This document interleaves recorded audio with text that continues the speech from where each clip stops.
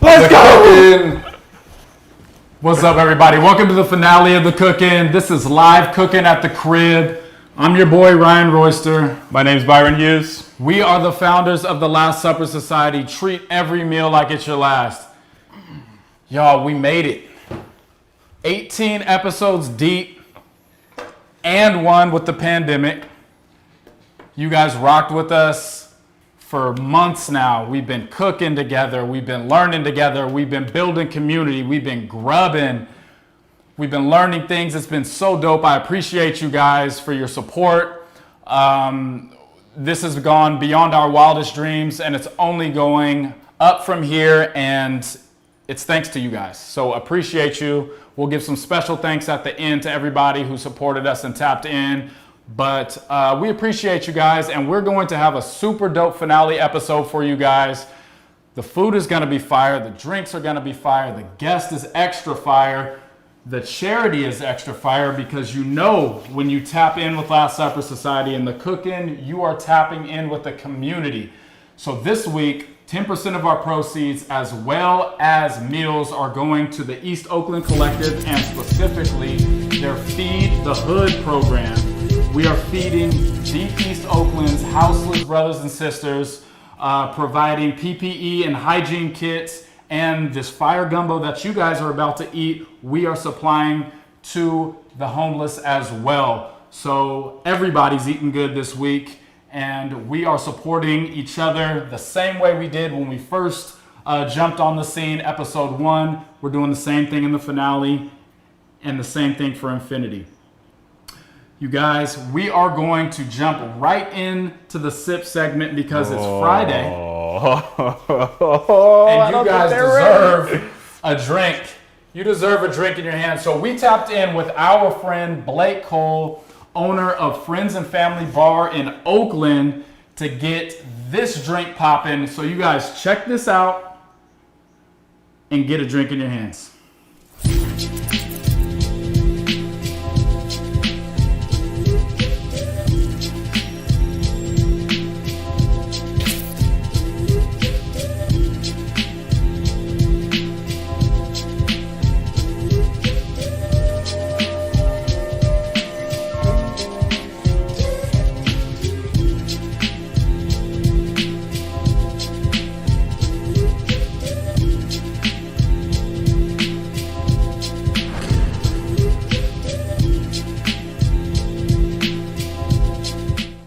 What's up, Blake? Thank you so much for having us, for tapping in with Last Supper Society, and for doing the sip this week. So tell us a little bit about yourself and about Friends and Family. Well, thanks for having me, you guys, and thanks for having the bar make a drink. We're really excited to do this. Friends and Family is my vision and my dream of a bar and the restaurant that I wanted to go to and that my friends and my family wanted to go to. We weren't able to open because of COVID and shelter in place, but we're hoping to make it through it so we can be that place that is a beautiful dinner and a classy night out, or just like a place to go with your friends and have a dance party and have a guaranteed good time and provide that kind of safe, warm, welcoming environment for everybody and feel good when you're here. All right, Blake, it's the middle of the summer and we're whipping gumbo. Only in California can you do that. So let us know what we're sipping on tonight. So today we are doing the Lulu White, which is a take on the white Negroni. Traditionally, a white Negroni is a little bit more floral, a little bit more citrusy and lighter than a traditional Negroni. But we are subbing out the gin for rum, and we're doing a grapefruit peel infusion in it.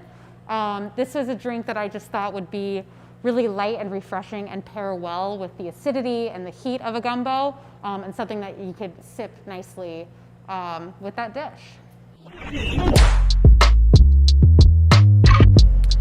So we're gonna start with 1.5 ounces of Banks 5 rum. And we're gonna add 3/4 of an ounce of Dolan Dry Vermouth, and then add 3/4 of an ounce of Koki Americano, a couple dashes of orange bitters, and a peel from a grapefruit into the mixing glass. You'll add your ice, give it a good stir, pour it into a glass, top with fresh ice and a grapefruit twist.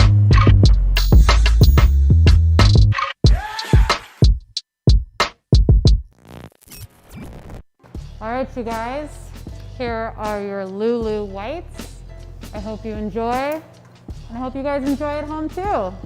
Cheers. Cheers.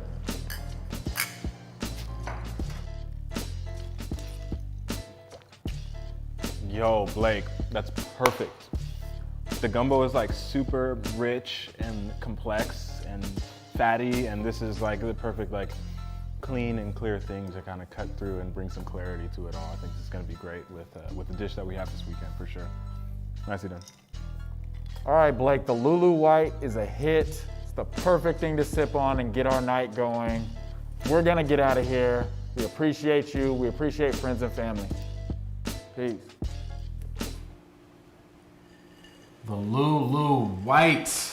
Oh, Cheers. cheers. The finale. I'm Lulu gonna do the White. chef style right here. I don't like drinking out of Shout out glass to when our I'm cooking. shooter Matt Callie on the fire sip segment He went this week. stupid Shout on out that. to Blake at Friends and Family Bar. You guys were amazing. We're going to probably be drunk from these drinks, but we are going to enjoy it.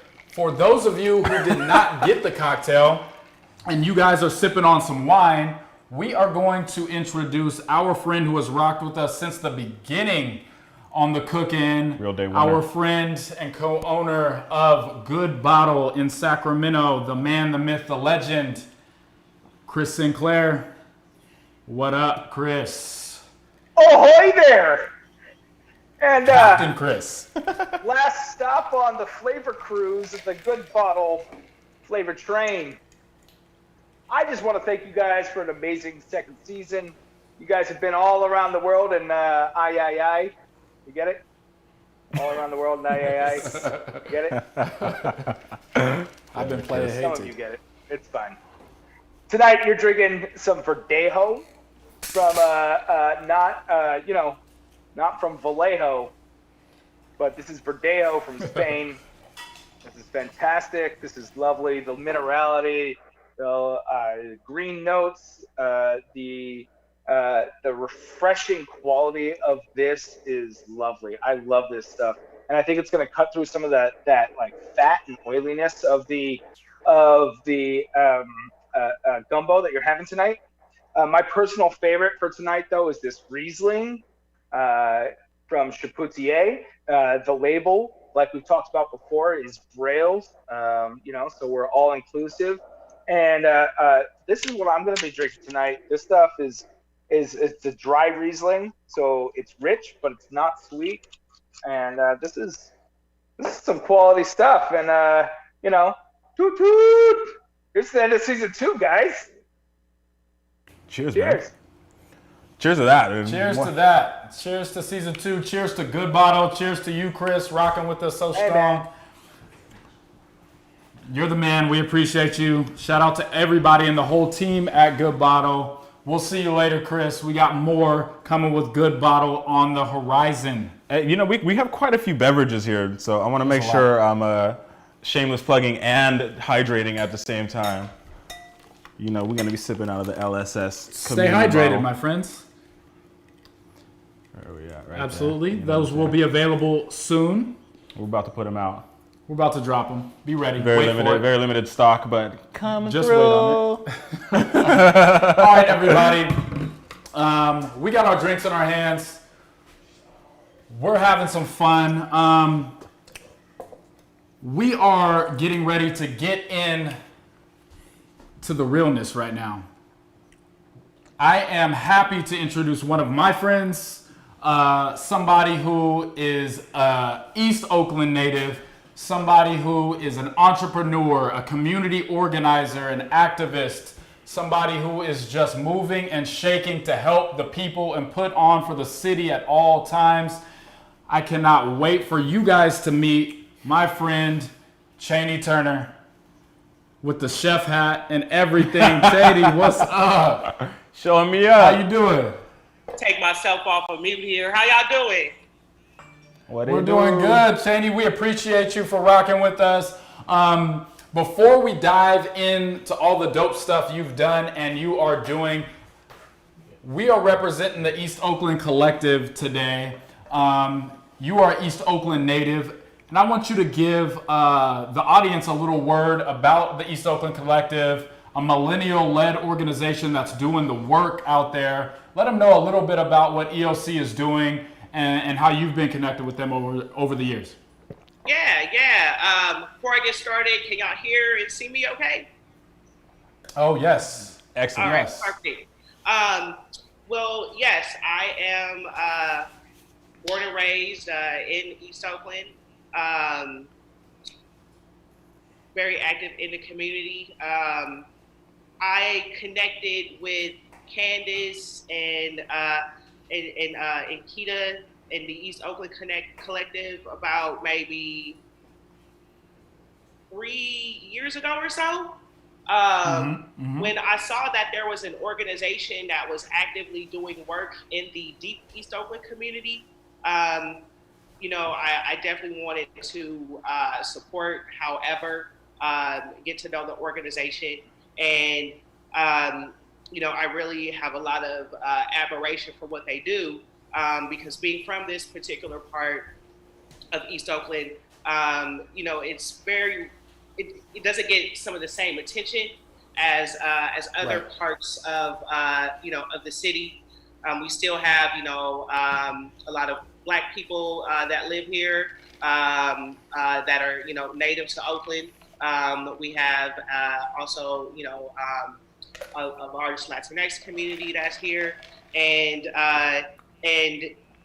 this part of Oakland also has a lot of homeless and houseless residents. Sorry for the background noise. Houseless residents, and their main focus is feeding people. Providing safe shelter, of course, along with some of the other organizations here in Oakland that's doing work. But their main focus is on the East and on Black communities that's being affected by displacement and gentrification. Absolutely. And you guys, all of you guys who donated and made those extra donations, your money is going directly to Gumbo that we are using to feed the hood, which is going on this weekend in East Oakland. You guys can read more about that. The link is in our bio and on the East Oakland Collective website as well. So Chaney, tell us a little bit more about, you're an entrepreneur, you have several organizations that you've started. Tell us about those and how they impact and affect the community. Sure. And so, like I said, I'm from the town, from this part of Oakland, and I got my start doing events and event production and promotions, and so that's how I started in high school. I was, sneaking into some of the venues and passing out flyers and different things. And then I started doing my own events. But, as someone who is queer, gender nonconforming, I didn't see a lot of representation within the queer community. And there's a lot of, discrimination. And so I got tired of going to San Francisco, and I wanted to do something that was for Black LGBTQ people here in Oakland.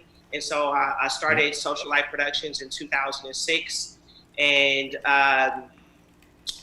being doing events, I also wanted to use that platform to raise awareness about what was going on, aside from, partying and having a good time, especially for, Black, queer, trans people who might not have resources to certain information. And so just using, the platform to talk about social issues that, affect us as Black people in general. And then from there, I founded Town Biz, which is a Oakland-based brand that's focused on social justice in Oakland. Also, there's apparel that goes along with that. And Town Biz, we have done fundraisers for East Oakland Collective in the past, and also have collaborated with East Oakland Collective to do other events like the Deep East Oakland March that we did in July, and also collaborating with other community individuals and organizations, within Oakland. The brand just reflects a part of Oakland that's, being erased as gentrification, continues to take over the city. And about 4 years ago, I co-founded a cannabis company that main focus was on building equity and educating and empowering communities around equity, and trying to provide equitable entry into the cannabis industry for marginalized communities. And so since then, I've this year founded my own organization called Beyond Equity to kind of extend continuing that work. Absolutely. I need to join y'all. You are a mover and a shaker, doing so much good, staying active and activated for a more inclusive and representative Oakland, and we appreciate you for that.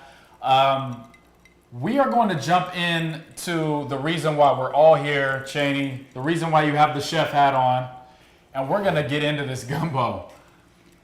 What that means is that's my cue to exit and get out the kitchen. You guys can tap in with me in the comments, say what's up, ask questions for us about the food or for Chaney. We'll get those questions answered, but let's get to cooking. Let's have fun. This is the finale, y'all. Hope your drinks are cold. Sip them, refill them, because it's time. Let me cheers you one more time, my Yes, guy. sir. We did it. We did it. Made it. Season 2. All right, y'all. Let's wrap it up. Okay, just for reference here, everybody. This is all booze. There's not like juice, soda. There's ice and melt. But other than that, just straight all booze. So just wanted to put that out there. I'm gonna get this out of the way. Enjoy. I'll be hydrating throughout this show. Hello, everybody. Here we are, season 2, episode 9. First off, I just, I'm just going to go off script, I guess they would call it. I don't even know if there was a script, but I'm just filled with gratitude.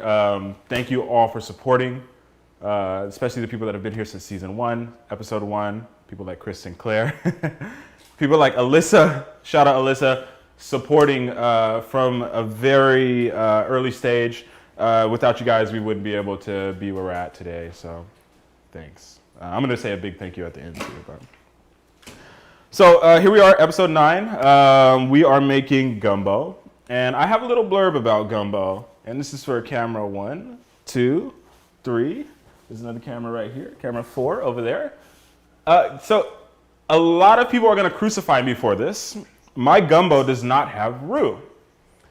And the reason I want to bring that up is because my gumbo is my gumbo. It's not my mom's gumbo. It's not my grandma's gumbo. It's not your mom's or your aunt's or your grandma's gumbo. It is a dish that I think it goes where it is carried. And where it's been carried at this point is to Sacramento, California, and it's in my hands. So this is my very Byron, very Sacramento, very California version of gumbo. If you're used to chicken in your gumbo, it's not going to be like that. if you're used to oysters in your gumbo, it's not going to be like that. This will be a different experience, and I hope that this experience of gumbo translates exactly where the African diaspora has ended up in 2020, which is me, a black dude that's worked in fine dining, and we're going to be cutting some toasts and putting crab on toast and plating little green, things and making it look very pretty, and it's still going to be flippin' delicious. Okay, let's get to it. So first thing I like to do every episode, guys, is take inventory. So we'll get our cook-in kits, supper kits out. I'm actually preparing gumbo for 1, 2, 3, 4. We're just gonna pretend like you're eating, okay? We're gonna prepare gumbo for 6 people today. So my bag's a little bit larger. Do not fret at the size of this bag. I'll handle it. Don't worry. I'll be fast. So there's one thing. So let's get to the first ingredient. We'll talk about our shrimp. One thing I think is super important in my gumbo is that we are using Gulf shrimp. Those are shrimp from the Gulf of Mexico. And super ubiquitous shrimp that you find in Louisiana, all throughout the Deep South. Very specific flavor profile. There's a little work to do with these guys. We're gonna have to peel them, but that's not hard. We'll do it together. I have twice as much as pretty much everybody that's following with this. I'll do it chef speed, and you guys take your time. Let's just make sure we do it right. I'll walk you through it if you need to be walked through. So look, there's 1 portion, 2 portions right there. Number 2, diver scallops. These are from Nantucket. I'll just take it out. We do have to do a little bit of work to these too. There's a little abductor muscle. Sorry, let me get this for the camera actually. Okay, here we go. There's a little abductor muscle on there, and we'll remove it, and I'll walk you through that again as well. Let's get a little rinse on the hands real quick on the manos. Dungeness crab, you have it here. It's lump crab meat. You might have a mix of like some body meat, some claw meat, and some leg meat. Everybody got a different assortment of the 3. There's no like even way to do this really, but everybody got a few ounces of it. Nothing much to say about that. We're ending Dungeness crab season right now. So what better way to honor the ingredient than throw it in like this like super decadent, rich gumbo. Beef sausage. Nothing crazy here. Smoked beef sausage. When my mom makes this, there's a lot of sausage in the gumbo. What really I care about for the sausage is the flavor and the flavor that it imparts into the broth. So I'm not trying to have a bunch of bites of sausage. So we'll go over that a little bit later. So if you're wondering why you got these little nubbins, the reason is that the right word? Nubbin? It is today. Nubbin? Can we get a Google check on nubbin, please? We'll get back to that, you guys. But we have these little nubbins of smoked beef sausage. No pork in this recipe, guys, because my mom does not make it with pork. Okay, let's keep moving. Onion, nothing to say about that. White onion, you should have about half. Regardless if you're doing a single portion or a double portion. Oh wait, we got nubbin. Let's see. Nubbin, a small lump or residual part. It's a real word. Yeah. Do I need to show it to the camera? No? Okay, get it out of here. Nubbin's a word. Onion, we have white onions in here. If you're doing a single portion, a double portion, doesn't matter. We're gonna cut up the whole onion. That's a big part of the flavor of the broth. Next, green bell pepper. Not a lot to say there again. It's a green bell pepper. We're gonna cut all of it. Scallions, we should talk about this. So the way we cut the scallions, so when we made the broth that we'll get to in just a second, we took the big green part off the scallion and made the broth out of that, and we gave you guys the like pretty much the bottom half with just a little bit of green on it. So what we want to do is we want to slice it thinly, but we're gonna use the greens as a mix in our crab salad. And we're going to use the whites in the actual gumbo broth. So just keep that in mind. You don't have to, remember it. Just keep it right there. Scallions, garlic baguette from sorry if there's any Vietnamese people watching this and I butcher this, but it's Duc Hong. It's a Vietnamese bakery in South Sac, Stockton Boulevard. I grew up in that area. It actually has not been there for very long. It's only been there for a few years. There's another bakery, a Vietnamese bakery that we frequented, but this new bakery, or newer bakery, comes with the fire garlic mini baguettes. I thought these were perfect for the occasion. I could smash a whole one of these. I actually watched Matt smash a whole one of these driving back from Oakland today. They're delicious, and I think a lot of people will agree. I hope you guys enjoy these. Shout out to Duc Hong for making 120 freaking baguettes for us today. You need to take a little breath there. Yep, take a breath. Take a sip of something real quick, man. Not yet, brother. I mean, I've already had there's already been a couple Lulus or a Lala, whatever it is. Next, smoked tomato. I guess I could do my little demo here. I haven't really done stuff like this before on the cook-in. Let me just clear the area and make sure it's safe. So smoked tomato, when I say smoked tomato, it's not smoked over a wood fire. There's not like a cold smoker happening.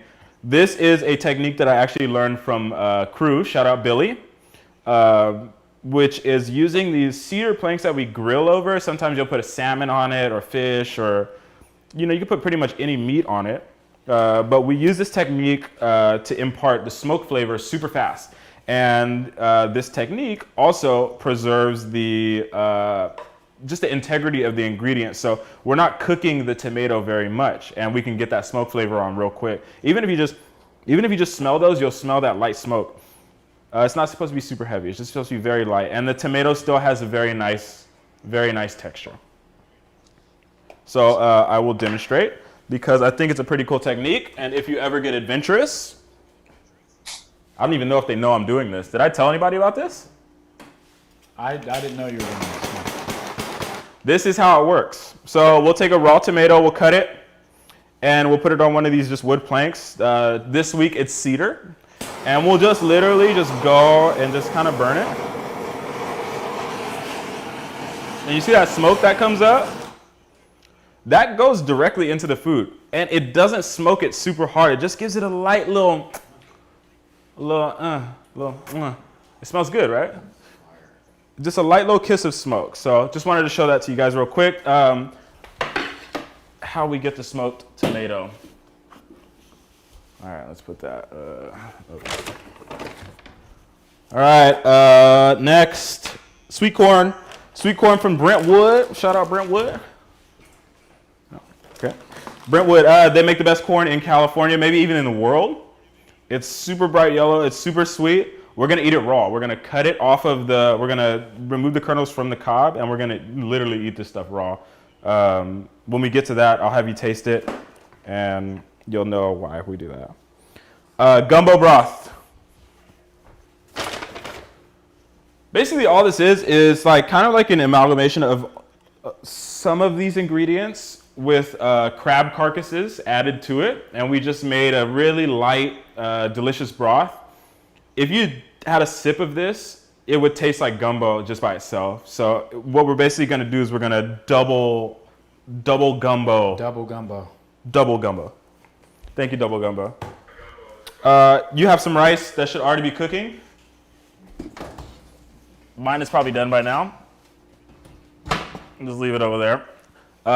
If you read the instructions, your rice should either be out of the oven, chilling out, or finished, whatever. And guys, try and keep your cold stuff cold as much as possible. Look at these. Yeah, we're not working with this crab until the very end. So let's put our crab back in the fridge, guys. We can keep the shrimp and scallops out because we'll be getting to those in just a second. Woo! We got through it. Season finale. It's the finale, man. All right. Next section, what will you need? Not a lot. Gumbo is usually a one-pot meal, but because I am some kind of fancy chef, we are going to use multiple pans and pots. So the main pot that we're going to cook the gumbo in should look like this. You can use literally any pot. It's gonna need to fit all of the broth, all of the seafood, all of the onions, all of the bell peppers, celery, etc. Just be cognizant about that. I hope this pot fits, actually. We have a bigger pot in there. I don't want to use it though. I just don't want to show off my stuff because you don't want people to know I got stuff. It's too big. I got my cast iron. It's like you have one that's perfect. You going cast iron, Chaney? Yep, I do everything in my cast iron. All right, let's see. I'm curious to see how the cast iron gumbo comes out. I think that might be a vibe. All right. So next thing you'll need, guys, a pot or rice cooker. I used a pot to cook my rice. Cooked it in the oven. I'm not gonna go over that again. We've done it like 3 or 4 times this season. So cook my rice in the oven. If you like to use a rice cooker, whatever. Just cook your rice however you like to cook your rice. Last thing you'll need, baking sheet. We're gonna toast the bread on this, which I think is the first step. Other little things, bowl for mixing. We'll mix our crab salad in here with the corn. Maybe just like one extra plate too, because we'll be taking stuff out of the pan, and just maybe another little service to land on. All right, Mr. Royster, can we get started? I give my official permission for us to get started. All right, let's get it. Chaney, you ready? The most important person here. Are you ready? I'm ready. I'm ready. If you guys are ready at home, But my stomach ready. Give me thumbs up in the started. chat if you guys are ready. You guys are hungry. Let's get it popping. get it popping. We got people asking about the okra because Byron is the chef. Yes, He just I decided have he to doesn't address want this. okra anymore. So this is an overnight decision, actually. There was actually originally okra. There was okra in the original photos, in the original dish, in the whole thing. But because I'm adding tomato to this gumbo, the combination of okra and tomato makes it too close to a jambalaya. I said I would get crucified for not using roux in my gumbo. I would get crucified for calling that gumbo. You don't want to get double crucified. Double crucified. We're already double gumboed right now. Last Supper Society, I know, I get it, religious undertones, not trying to get crucified twice. I'll take one. You know Not you two. still gonna get crucified. It's still, it had already started. It already started. Hey, Oh, yeah. Last Supper Society, we do what we want out here. We literally do what we We want. follow no type of rules. Thank you, Ryan. Food is always 2020, fire, and you guys always have fun. That's the only rule. I've made gumbo this style for my family before, and I got the stamp of approval. So I know my aunt Inez is out there right now watching, cooking along. My mom's out there cooking along. And instead of me cooking it for you, you're gonna make it for yourself this time. And it's also not Christmas, because that's the only time we get gumbo. Does anybody else? I mean, any other? Do you get gumbo outside of Christmas? New Year's. New Year's? New Year's. New Year's? Okay. So we don't even get that. Oh, it's leftovers King from crab, Christmas. Auntie. Yeah, we good. Let's get it popping. It's time to go. I'm hungry. Let's start doing stuff, guys. We're gonna start cooking. So step one, we're gonna cut our bread. We're gonna toast it. Oven should already be on at 375. The method with cutting the bread is really we're gonna try and get as long and like nice slices as possible. So if you were to hold your knife at a perpendicular angle to the bread, instead of moving the knife, move the bread. Move the bread about 45 degrees. So let's get this out of the way. So if we're here perpendicular, we move at 45. You might move in that white bowl. Let's move the bowl. Oh, the bowl, yes. Yeah. Thank you. You got an angle? You good? Yep, I can see you perfect. All right, bet. So again, perpendicular here. Rotate 45. We're just gonna get that little tip off. And so we're cutting at like a bias, like an angle. It's nice to use a bread knife when you're cutting bread. Literally what they're made for.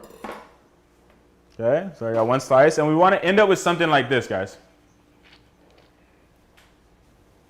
Okay, so it's nice and long, it's skinny. I would say, maybe ½ inch, ¼ inch. It's not that serious. It's just gonna need to be able to hold stuff on top of it. So just keep that in mind, okay? So I'm gonna go through all of my bread. I hope you guys do the same. Stay on that same angle. Shout out my guy Ski for this bread knife. He acquired it in a very interesting way, and now I have it. If there's any little corners that just don't look like this, guys, just put them to the side. You can warm them, and we could use it to like dip in the gumbo broth. It's not that freaking serious. Like these two pieces, I'm gonna save, and we're gonna dip. We're gonna dip. When I dip. That moment when you realize you need to invest in a bread knife. We dip. Yeah. You got It's the pretty chef hat important, guys. before the bread knife, Chaney. Man, The bread knife. Why the bread knife though? Does everybody know why? Everybody know why? Why? Why what? Why the bread knife? Everybody know about bread knives? That's season finale. You might as well throw a little bit of education on here, right? Yeah. Drop it. Where are we at? Which camera are we at? Okay. Can we see the grooves? The little. Some bread knives are more jagged. This is like a nice one. So it's unique in its shape. But really, what it is these undulations in there that cause it not to get caught on the bread, so it can actually go through it. So it's a pretty important tool when you're cutting a lot of bread. It goes right through it. Nice long strokes.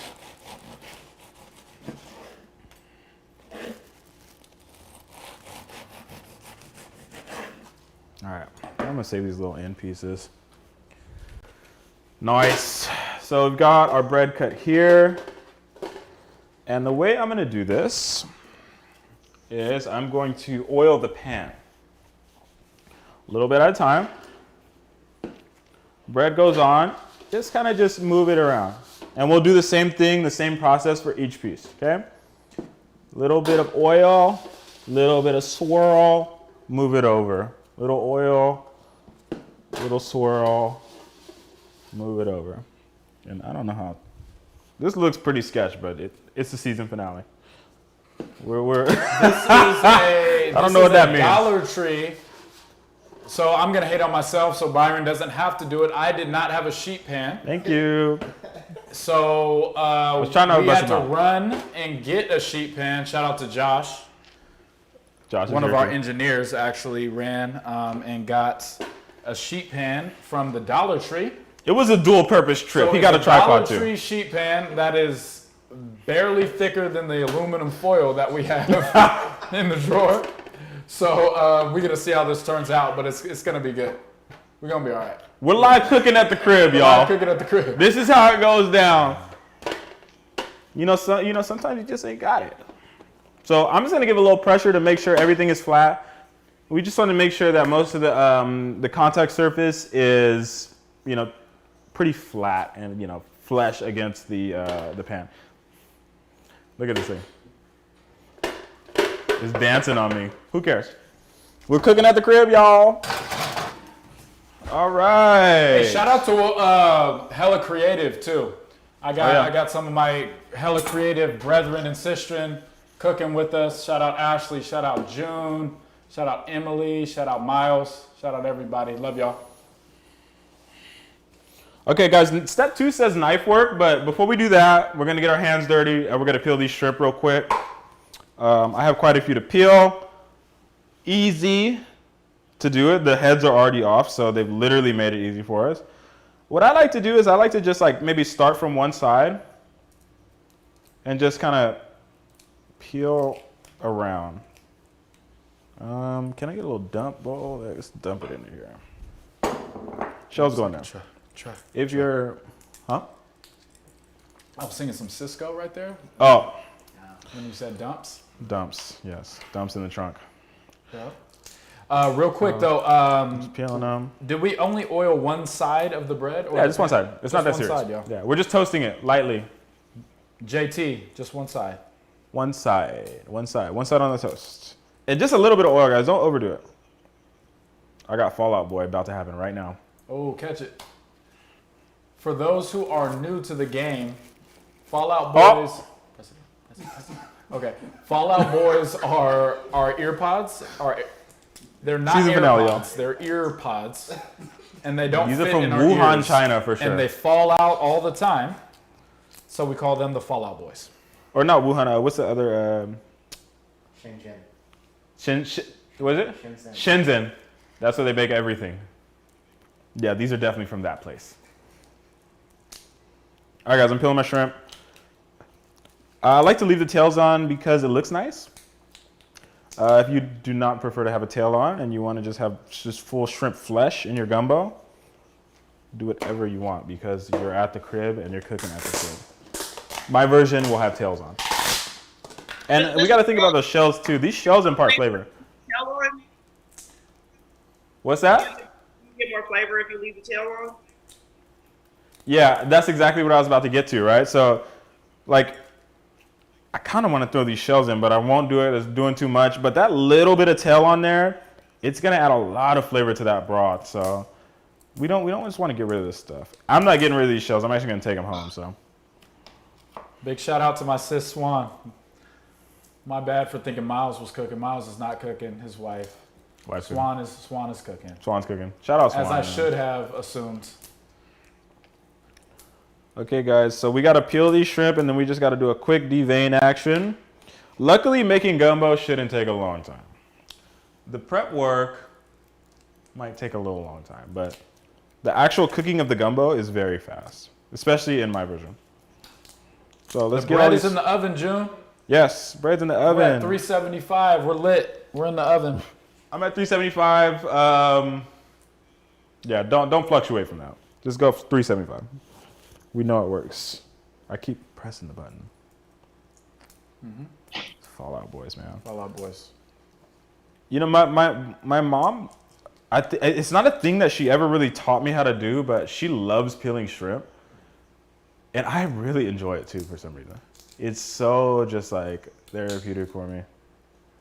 Shout out to Mom, and you neglected to shout out your sister who's also cooking. Is Alicia cooking too? Yes. See, that's what happens, man. You guys show so much support that I get so busy that I didn't even know that my sister's tapping in. There he goes. Oh! Can you get that? I got shrimp hands. I don't know. Fallout Boy has fallen into the sink, you guys. We are having an emergency situation right now. Not really. You see him? Yeah, I got it. All right, bro. I needed a little camera time anyways. If we got it. Can I go a little? Am I in it? Yep. I gotta put it. I really just don't. I got shrimp hands, bro. Come on. Put the thing in my ear. You're lucky that's the finale, bro. Can you push it in harder? Come on, dog. Why y'all laughing over there, man? Hey. It's not even in, honestly. That's what she said. Let me wash my hands, man. You know what? Season 3, we are going to be back better than ever with nicer headphones. I promise. Shout out to Jesus Chris, though. Christ. Thank you for the headphones. Nah, I ain't shouting shit out. Stuff, excuse me. Sorry, Mom. I've had a couple Lulus, Lalas. All right, next up with the shrimp, guys, we have to devein them. Easy technique. Take a little tiny knife. We're just going to cut it along the back. And what I like to do is I like to just do all my cuts first. All right, 1, 2, 3. All right, again, I'm moving chef speed because I have a lot more than you guys. But what I'm doing is just running my knife along the, I think that's the back. This is the back of the shrimp, yeah. Sure, we'll call it the back. Just lay it flat. Knife parallel to the cutting board. And just give it a nice little incision along the back. Get them all. And then we'll go through and use the back of a spoon or something to get the nasty bits out. Beautiful. How you doing over there, Chaney? Good. Getting these. All right. All we're doing is just like cleaning shrimp. So let's look at how gross this is. Sure. This is part of the game, you guys. You got to see it. I'm in real East Oakland. We're gonna hear mariachi music in the background. Oh, perfect. Okay. So this is their digestive tract. We could leave this in our food. Honestly, you probably wouldn't even taste it, but it just doesn't look good. And I'm just gonna take it out. Yeah, so back of a spoon. I'm gonna use my little offset spatula. Something that's kind of flat. what we can do is just kind of scrape it. If we just gently scrape it, it'll all come Shout out to out. scrapers since we're representing Hey! Technically high siding right now. Possibly scraping, dipping, or yoking. So I feel like Oakland culture, like specifically Oakland hyphy culture, is responsible for a lot of the not only good decisions, but a lot of the bad decisions I made as a young adult. And I wouldn't be where I'm at without the influence of the hyphy movement and Oakland as a whole. So shout out to the town. Chef, Auntie Wanda in the comments is asking, how long should the bread be in the oven? Should she be checking? Yeah, is she worried? Let's check it. Oven's not that hot, you guys, so we don't have to really worry about it too much. Really, what we want to have as an end result with these toasts is something that's like very solid and sturdy. Okay, obviously not burnt. It's not burnt yet. Can't burn it yet. But when we touch it, it should be quite crisp. Okay. Can we get a? Where's my mic at? Yeah. You hear that? I can hear that. It just sounds like static, but I feel you. It should sound. You should hear a crunch. Yeah, I hear the crunch. Crisp. So that's hot. Actually, it just burned all of my fingers. But it should be mine is done. It should be nice and sturdy, and it will hold up to having this crab salad on top. So if your toast is nice and crispy like mine, take it out of the oven. We can actually turn the oven off at this point, so because it's 117 degrees outside. It's not that hot in here though for some reason. Matt turned the AC down about 5 minutes ago. Shout out Which to Matt? Swank. Of course. Back to the shrimp. Cleaning. Scraping out that nasty bit. Ooh, this one's really nasty. If you have 2 people with you and only one is cooking, the other person should immediately subscribe to our YouTube channel with their free hands. Use those free hands to subscribe to our YouTube channel. You might as well just like this video while you're at it too. Might as well. If you don't follow us on Instagram, you're tripping. So make sure you do that too. So Ryan, season 2 is coming to an end. Do you have any favorite moments of season 2? One of my favorite moments was when the audience didn't think you were wearing pants because of your apron, which is similar to today. Also, looks similar today, and I've had to do this the past 3 episodes, and guys. we have to show everyone that you do actually have. I have pants on. Show the people. There's pants. There they are. That was one of my favorite things. Having family on, Felicia and Kariga was amazing. All of our guests were dope. We had a whole album listening party after, and people tapped in and kicked it with us while we were grubbing on shrimp tacos that we made with tortilla presses. Fish tacos, bro. Fish tacos, my bad. Fish tacos, and we made the tortillas homemade with tortilla presses. That was fire. But I think this is one of my favorite episodes so far. Chaney Chef Hat is one of my favorite things so far in season 2. The fact that we're feeding the hood tomorrow.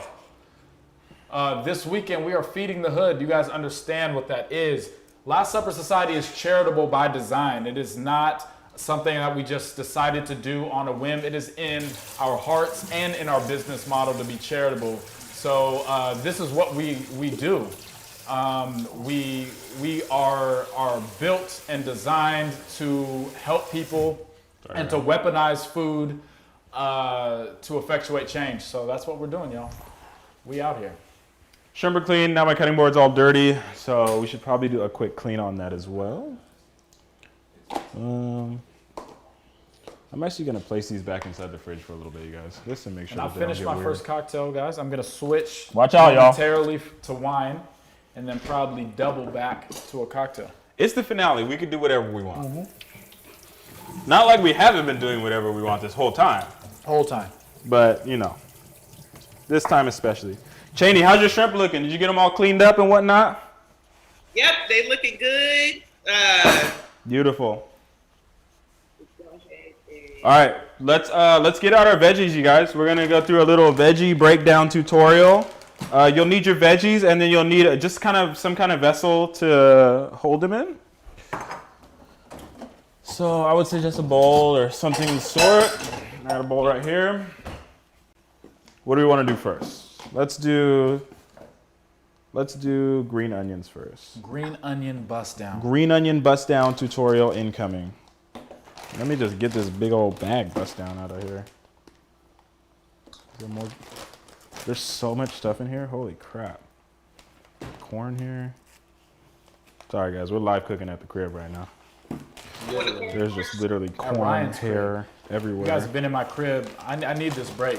I mean, I love y'all, but you guys have been in my crib for like 3 months straight. I have too. I need a, yeah. I need a break from Byron too. About that. Yeah, would be nice to cook in a fully stocked kitchen. Oh, the hate.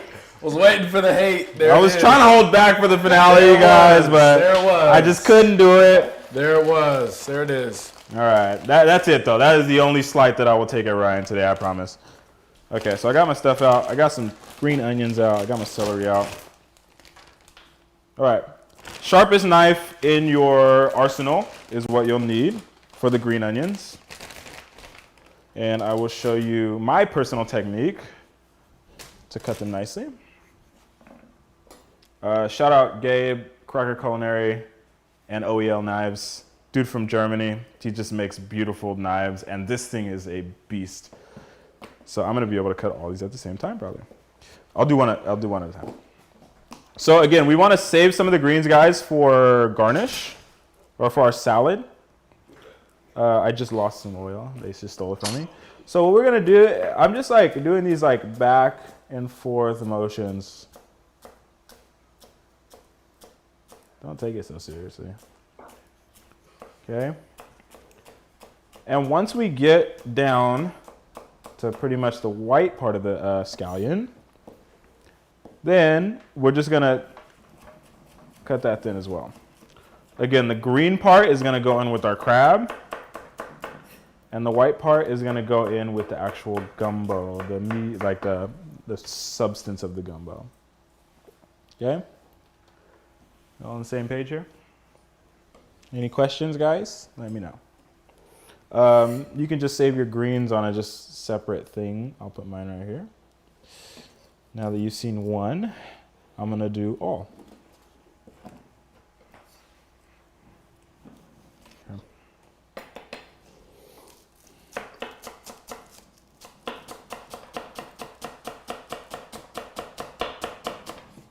Okay, there's my greens. Not a lot of greens on here because we took off most of them, but it's fine. I almost took my finger off just now too, by the way. I don't know if anybody saw that. I'm good though, no blood. Luckily my fingers are calloused to the point that I don't think knives can cut them anymore. So that definitely should have been an open wound. You better knock on that wood. Yeah, somehow it didn't happen. Season finale, y'all. Okay, here we go. White. It's gumbo. All your cuts don't have to be super small. They don't have to be super, like, the onions are like whatever, okay? I mean, this dish is very French in its origin, I think, or at least in its inspiration. It doesn't have to be that way today. All right, what do we got next? Maybe some celery.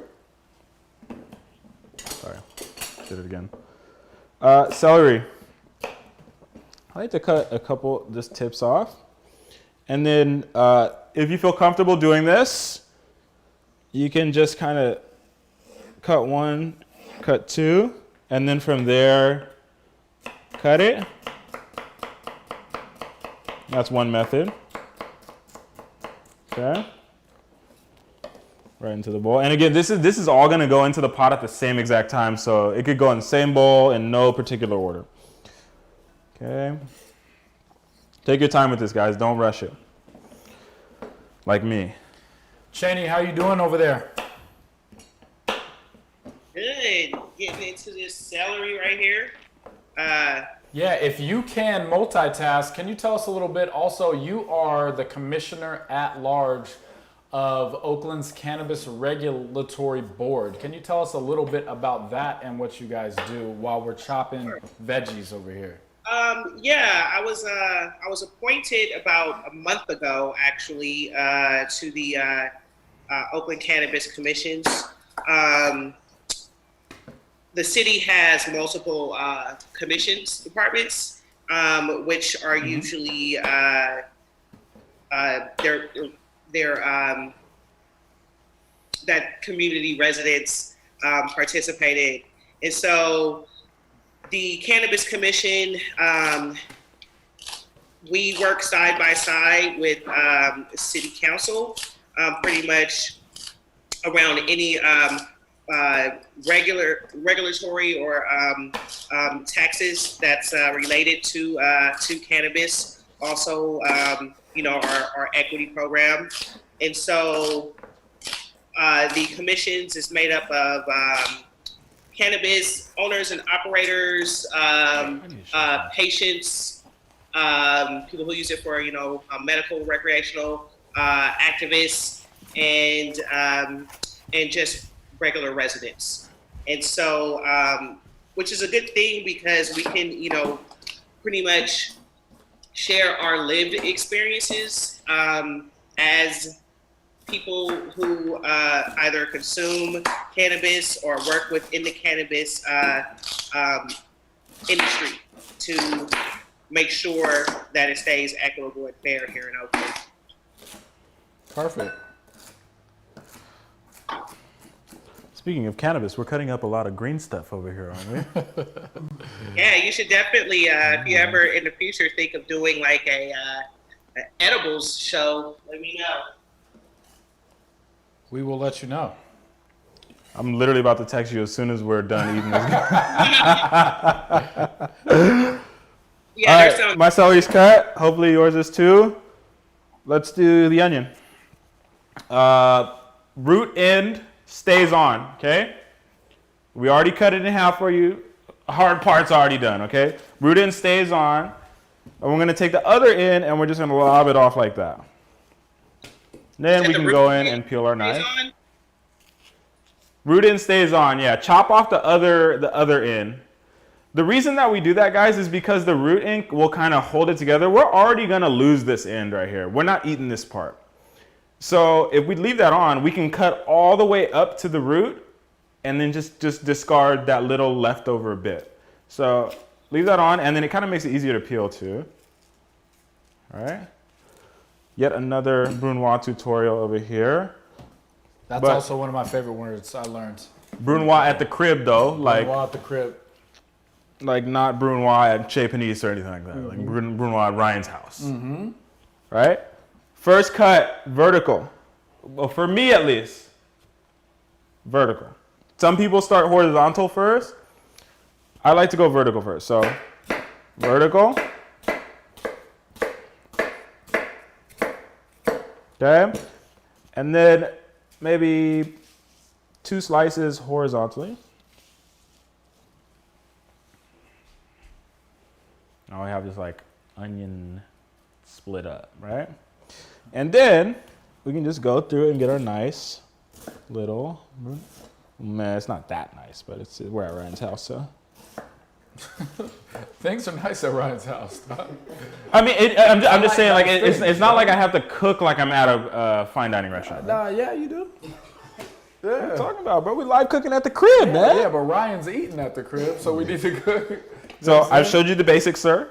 Now I'm gonna leave you a supper kit so that when you want to get real fine dining with it. All right, next up, I'm gonna do another half of onion. Chef speed.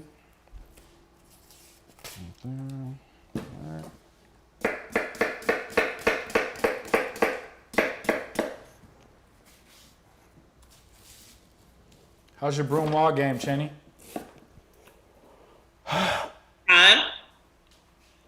Oh, your Brunoise game is good? Your Brunoise asking on about that your knife onion, cuts. right? Yeah, onions. Anybody good. crying out there? I'm not crying, you're crying. Oh yeah, you doubling your recipe, so you're using more than one onion. Yeah. Yes. Again, guys, I'm tripling my recipe actually. Okay, I was like, hold on. I was cooking for the whole crew today. I like rice. He doesn't usually feed any of us or clean up when he's done. But today, since it's the finale, he's. I will still not be cleaning, but I will cook for the whole crew. Okay, no problem, guys. Love you. Shout out to this crew. I mean, you guys don't get to see them often, but there are many grown men behind those cameras in this room. It smells a little weird in here, actually. Somebody has not showered. As a chef, you have a good nose. Hey, I showered right before the show, man. Good. Did you use soap, my guy? Hey. Anyways, back to the bell peppers. So what we did for you guys was we cut a bell pepper in half. You really don't need a lot of this stuff. Really, this is just kind of for texture and crunch. So if we imagine the bell pepper is standing up like this, we'll place it flat on the cutting board. Let's take both ends off. And don't get rid of them because we might be able to get a little bit of bell pepper out of there. Okay. Do we have cameras on this right now? Okay.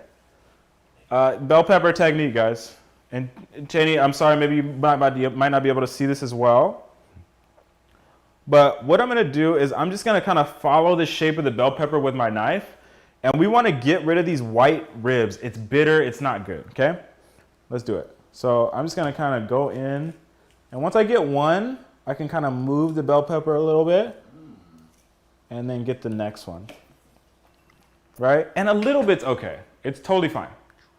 Totally fine.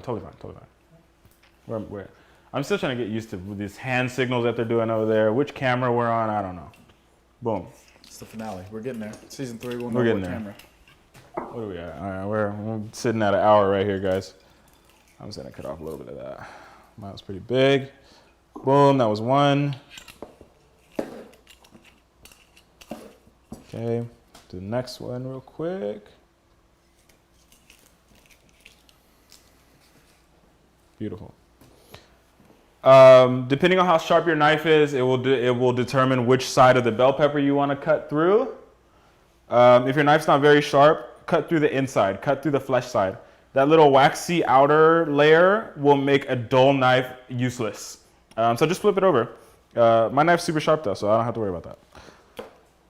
So we'll just cut some strips like this. And again, we're trying to aim for, pretty uniform shape in the strips or in the end product. Doesn't have to be perfect, guys. So I've cut all these strips up. I'm gonna line them up. Yeah. I'll take probably about half of these at a time. And we're gonna go perpendicular. And we'll make nice little bell pepper pieces. Not a huge fan of a ton of bell pepper flavor, so I think that just this subtle amount should be perfect. Okay, bell pepper goes in. The next thing we want to cut, garlic. Let's take each tip off. Whatever I gave you, use all of that. You might have 2, you might have 3. It varies. Just use all the garlic that you have. I'm taking both sides off. A little messy over here, but it's season finale, so it don't matter. And we're making gumbo too. I feel like with gumbo, it's just like not so serious, guys. Okay, here we go. And what I'm gonna do with the garlic is I wanna have slivers of this. The reason I wanna have slivers is because it doesn't burn as fast. And if we cook it right, I'll get a nice garlic sliver in every other bite of the gumbo, which is really nice. So I'm just gonna cut like this. You wanna end up with some thin, long pieces of garlic. Again, it's not that serious. If you don't feel comfortable with cutting it like this, you can just mince it, totally up to you. I like these large pieces though, because that allows me to get a large bite of garlic every now and then. So I'll just keep cutting through these.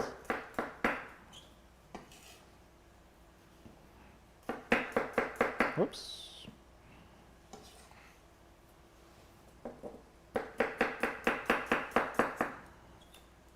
Once you get all this stuff cut up, it's pretty much game time. There's like no going back from there.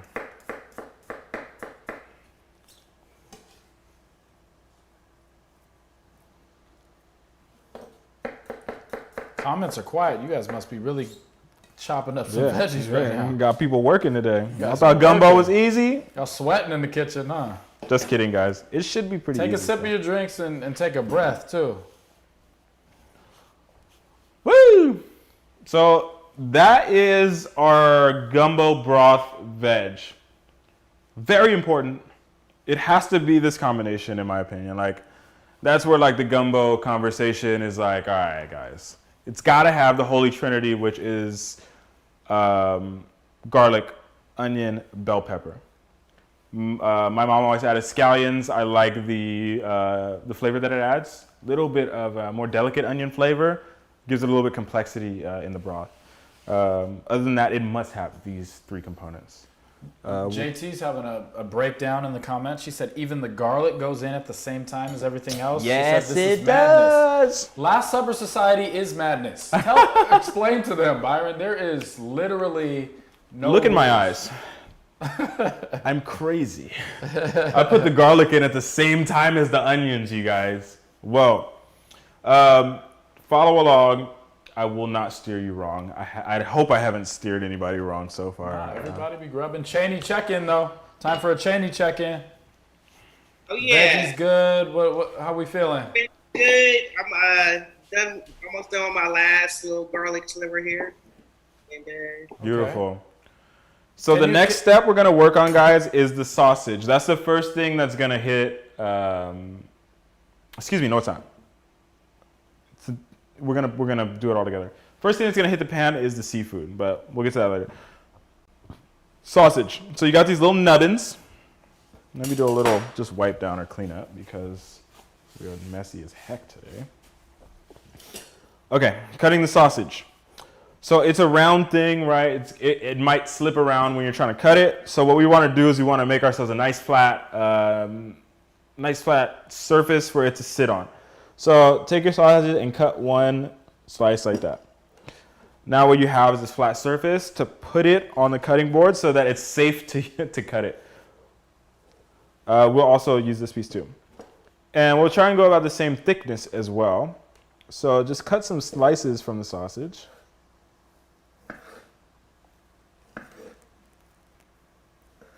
Okay. And again, I'll demonstrate this slowly for the first time. If you have any questions, please hit up Ryan in the comments and I will try my best to answer them. So now we have these slices. We can just kind of separate them into maybe 2 groups, maybe 3 groups. Make sure everything is just always flat. You always want to have a nice flat face on whatever, like this cutting stuff like this, especially when it's round. And we'll do it just like the bell pepper. Cut some strips. Set the strips aside. Next group, cut the strips. Set the strips aside. Next group, cut the strips. This is a lot of work, dude. Yeah, I'm glad I'm just sitting. I'm over like, here what drinking. time is it, man? It's 8:08 right here. I'm just drinking. I've been drinking. Luckily, when we get heat to the pan, it doesn't take much longer from there. So stick with me, guys. So we've got all of our strips, and then we'll do the exact same thing like we did our bell pepper. And we're gonna throw all this stuff in at the same time. I'm just, it's not that serious. Go through your sausage the same way, guys. You should have either, 1 or 2 pieces. It's all about weight. What is that? I'll cut the rest of my sausage.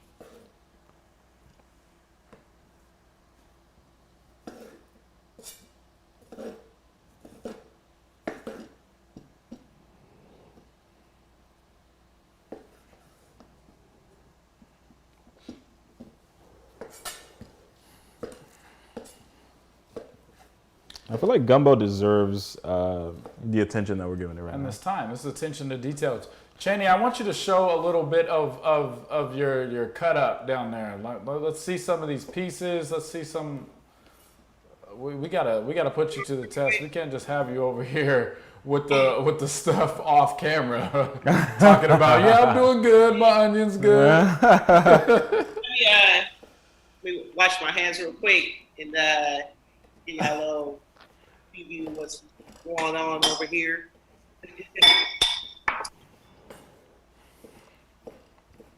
Alright, so If we were on full chef speed, I would be definitely doing multiple tasks at one time, but I feel like we'll just keep we're it one working task with at a so time, far. Oh, you're killing it, Chaney. Okay. See you. Yes. It's not a game. East What we got? Oakland representative. Why did I decide to cook for all you guys, man? Was that the right decision? I don't know. Doesn't matter. Hope you guys are having fun with the knife work at home.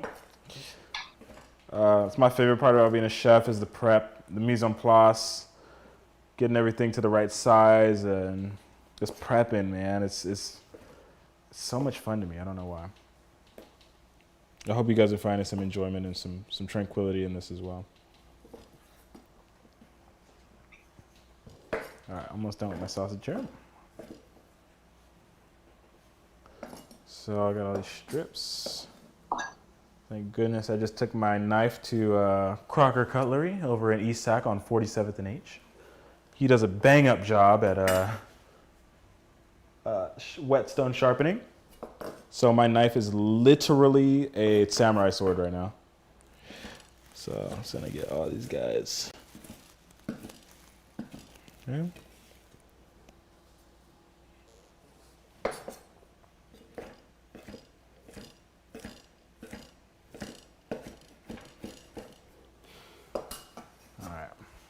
I hear Matt sighing in the background. He probably needs a stretch or use the restroom. Casey's asking if we took off the scallop muscle thing already.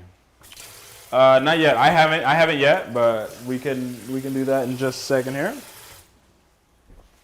I don't even know what the scallop muscle thing is. Shout out. It's an abductor muscle, and it is the muscle that helps close the shell. In case anybody was wondering. Ryan pretended like he was wondering, but I don't think he was actually wondering. Casey asked. Casey Hines, who I went to college with. Shout out Casey. Shout out UC Davis. Shout out Casey. Go Aggies one time. I also got some homies from Cal Middle School in here cooking with us. Shout out Rebecca. Shout out Edie's. I was in Edie's quinceañera. All right, guys, I've got to take a bathroom break. I gotta use the bathroom. Really? Yeah. First time on the season. First time on finale. air. I'm gonna go use the bathroom. Ryan's gonna take over for a second. I needed some FaceTime anyways, man. Dang. Hold up. Let me get my glass of wine and pull up like I got something to say. So guys, I don't have anything to say. But what I'm going to do is give some shout outs to some people who have been rocking with us since day one. First off, shout out Chris Sinclair from Good Bottle and the whole Good Bottle team, because they took us to the next level first by upgrading our experience with libations. That's where you guys pick up your food in Sacramento. That's your wine pairings that are thoughtful and upgrade the menu. So we appreciate them. Shout out Kevin Dow, Ford's Gin, and Brown Foreman for tapping in with us. Shout out to all of you guys. I've had too much to drink, guys. I'm just gonna come clean and say I've had a little bit of too much to drink. I have a question for you. Chaney, What was the what's up? What was the inspiration behind doing the cooking? The inspiration behind the cooking. So Last Supper Society was born. We were getting ready to launch with our live experiences, and then the quarantine and shelter in place hit. And when it hit, we were in a place where there was no looking back for us, and we wanted to launch our company. We had been building for about 2 years, and we were ready to go. I used to use the bathroom. And honestly, we put our own backs against the wall and did not give ourselves an opportunity to pause or to bail out. And basically, we just jumped out of the airplane, and our only parachute was our creativity, and we came up with the cooking. Byron was like, how can we feed people and not be in the same room as people? but still do something dope and creative. And we came up with this, and this is what we came up with. And you guys at home, you guys rocked with it, and you guys gave us the validation that this was something that was real. You guys gave us the validation that we should keep going with this. And in season 3, you're going to see kind of the fruits of all that labor. Our team, when Byron had this crazy idea of doing this show, and taking it from just something that was just, shout out to Matt, when it was just a phone and Instagram Live, but we had a team that came together and put together something that is what you guys are seeing. We're shooting with 4 cameras in full HD and all these different angles, and you saw the video for the SIP segment, and it's just been growing and growing. I think our best skills are knowing that we don't know it all, so we've been tapping in and bringing in people to help us and support us, and using their creative skills and creative abilities to add on to ours. So we appreciate everybody. Shout out to Chris, shout out to Josh, shout out to both Matts. Matt All the Cardenas, Matts. Matt Sewell. We got a lot of Matts. We got another Matt too. We got My a lot sous of chef Matts. We got our Matt sous chef, Baisa. Matt Baisa. Shout out to Mary, friend of house. Shout out Simone, who is our social media manager. We got a squad out here. Squadron. Shout out to Emma in accounting one time. Shout out to the accounting Who was department. newlywed, actually. Hey. But we appreciate you guys. I'm going to get back out because Byron is back from his potty break. I'm back. Ready to be a chef again. I'm going to That get was back crazy. to sipping. Yeah, I'm going to get back to I don't know if sipping. it's the wine you bought, bro. Is it Chris? I don't know what you did to that wine, bro. Maybe I had to use the bathroom. I am going to grab a little more. Do we have more cocktails? This is season finale, you guys. All right, it is time to start cooking, you guys. I know it's been a whole lot of knife work. It's been a whole lot of prep stuff. But we finna get up in this pan. So what I want you guys to do is I want you to get either your cutting board. I'm gonna use a plate. But we wanna lay all this seafood out in an even layer so that we can season it, yeah? So just get it all on an even layer. All right. Kosher salt is my go-to. Oh, we still have to. Oh, who was that asked about the abductor muscle on the scallop? That was Casey Hines. Shout out UC Davis Aggies. Casey Hines. Shout out UC Davis Aggies. How do we do this on camera? I don't know. You can't miss it. It's a little, just kind of, just little whoop on there. That's a whoop. If there's anything that's a whoop, that is a whoop. That's a little whoop right there. Okay, we're gonna take that whoop off. And as we're taking that whoop off, we're gonna get our flame on. Medium high, we're going to sear all of our seafood first, and then we're gonna take it out. So let's get a nice hot pan to work with. Some of these scallops might not have the muscle on there. They should, I mean, most of them should, but make sure to just check each one. This is not a scallop dish, and scallop is almost never in gumbo. So here comes the crucifixion one more time. So I only included 1 scallop per person. Not a big deal. Scallops clean, abductor muscles have been removed.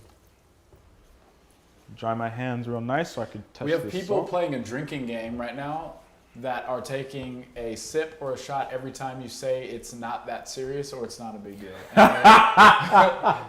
It's not a big deal. We're just cooking at the crib. We're at Ryan's crib. It's You not a guys big deal. must be It's not that wasted serious. right now. I'm sorry that you guys are playing that game because it's not that serious. You guys are really going to get drunk pretty fast because it's not a big deal. Okay, so I'm seasoning heavily here from a nice just height. Can you show the height again? Can we get that? Are we getting the seasoning height right now? Oh, Salt I hope you Bay. guys aren't afraid of heights. You know what I'm saying? Because we seasoning from. Fat goes in the pan, guys. I'm using olive oil. Use canola oil. Use vegetable oil. Use rice bran oil. Use grapeseed oil. Do not use sesame oil. What about avocado oil? Avocado oil. Because that's Elijah. You know, we got like at least 10 bottles of olive oil spray. Like the Pam whoops. Yeah. That's in there. I don't know why. It's a good oil. I like avocado oil raw.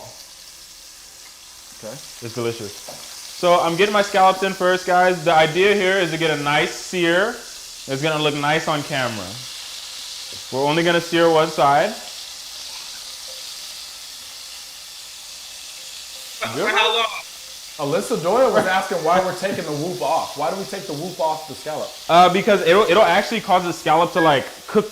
Like when it cooks and it starts to tense up, it'll tense up all weird. Oh, okay. And that part might fall off. It might cook differently than the rest of the scallop. It's just not good eats. Yeah. How's it gonna tense up? What's that? How's it gonna tense up? Like that. So shrimp's going in. I need a little bit more fat in my pan. How long do we sear the scallop? Say that again, Chaney. How long do we sear the scallops? So we're just looking for color at this point. We'll cook it. We're only going for color at this point. The reason that we're doing that is because we can add it all in at the very end to finish the cooking process. We just want it to look super nice and sexy right now. So just give it a little shake, check it. Mine's a little high, I'm gonna turn it down a little bit. Shrimp are starting to get some nice color on there. Look at those Gulf shrimp. There's nothing like this. Hey, someone in the comments is shouting the chaos theory from Brown Estate from the Juneteenth episode. It's one of the best wines I've had all year, honestly. Yeah, that was amazing. The chaos theory is dope. Brown Estate is amazing. We actually talked to them today, so expect more things. Okay, guys, this happens fast. Color. Once you get this point, let's see. Wait, once you get that focus in, once you get that point, take it out. We're melanating. Shrimp will happen before these scallops. We're moving, guys. We're moving. Take those things out. Nice sear on there. The reason that I'm doing this is because I want the rest of the cooking process to happen in the broth. There's still a lot of flavor that's going to get released from these seafood. So I would rather, instead of losing it in the pan, I want it to go directly into the broth. Now, a little bit longer on those. Nice scallop there. Yeah, I could use a little bit more time. Still getting a little high here. It's getting a little higher. Hey, what's up, Tesh? Tesh is in here. Hey, what up, Tesh? Wine Talk. Shout out Wine Talk with Tesh. Yes, Wine Talk. Super dope song. Super dope content. Speaking of Wine Talk, okay, I switched back to Cocktail Talk, though. You guys heard it here first. So a nice sear happening on each side of all this stuff. Get it out.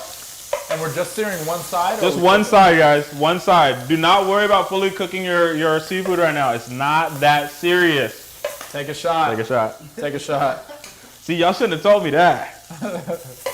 All right, nice color on all this. Leave that heat up high, you guys. Okay? Add a little bit more fat to the pan. Okay, don't Brian Washington your house and set off the... Do not set off the fire alarm. I might do it. Literally everything in here going in at once. This is the real chaos theory. Shout out Brown Estate. This is chaos theory. Crazy, crazy, crazy, crazy, crazy. All right. Spoon is necessary here. Sure. Oh my God, that smell. Get it moving. Always season your vegetables. Nice heavy pinch of salt. Sure. Black Salt Bay. Right now, guys, I'm cooking on about medium heat. We're gonna sweat this stuff down. There's garlic in there, so to address the question from earlier about putting garlic in at the same time. Well, we're not gonna burn it because we're not gonna cook it too hot. So keep it moving. I'm just constantly stirring, shaking my pan, making sure nothing weird is happening. Stir, and just let it do its thing. While we're letting it do its thing, I just have a little.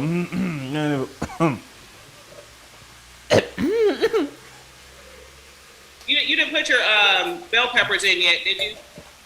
Everything's in. All the veg that I just cut is in the pan. All right. It already smells like gumbo in here. And we're gonna sweat this down, guys. Sweat it down. We want things to start turning translucent. We want it to get kind of soft. But my version of the gumbo, these vegetables are just as integral of a component as the shrimp. So we really want to pay attention to the texture of it all. The celery should have a bite. The bell pepper should have a bite. The onion should have a bite. The sausage should not be just like breaking down and like turning into mush. We want to pay attention to these things. So I'm sweating it slowly right now so that we can avoid overcooking it, and constantly moving it so that everybody, and throwing it on the ground too, so that everybody is like just getting their own like screen time, kind of like Ryan, with the bottom of the pan. Need that screen time. Everybody deserves. While we're waiting for Screen this, time we is could actually turn the heat down just a little bit. We're cooking now, you guys. We're in chef mode right now. I'm gonna let that sweat for like 2 minutes. Let everything get nice and soft. It's like a party in here. We're making a party. While we're waiting for the party to actually get popping, we can start working on our corn. So go ahead and peel off the green stuff and all those little hair dudes. One. If you have the root end of the corn, what I would suggest is cutting it off so that you have another nice flat surface. Kind of makes it a little easier to peel too. Sorry guys, I'm moving at chef speed at this point, so let me know if you need me to slow down. Ryan, how are we doing in the comments? Let me know if you guys need me to slow down. I'll turn the heat down on this a little bit. Swan asked if you used a pinch of salt or a fist of salt. I used a freaking Like a 4-finger pinch. 4-finger pinch? That's a 4-finger pinch. So 2-finger pinch is like we're just seasoning over the top of something. 2 fingers is for like a single serving, just for me. 3 fingers is like I'm serving multiple people and I need it to, I need to have salt be prevalent. 4 fingers, did I say 4 fingers? Am I on 3 or 4? I don't know. I need a pinch of water right now, to be honest. Let's get this guy some water, you guys. I got some. I got water. I'm good. I guess I should drink some water then too. Have we done anything with the tomato yet? Not yet. Tomatoes Not yet. cold chilling. So Tesh, we have not used the tomato yet? Not yet. That's gonna be the next thing that goes into our pan. Tesh, let me know what you're sipping on. I know you have a beautiful bottle of something. Let me know in the comments what you're sipping on. Okay guys, we need to get this corn away from the cob. So I'm grabbing yet another bowl. We're just bowl boys today. Minute bowl over here. Oof, wow. Bowl. Fallout Boy about to happen, really. Alright. So super easy technique with the corn, guys.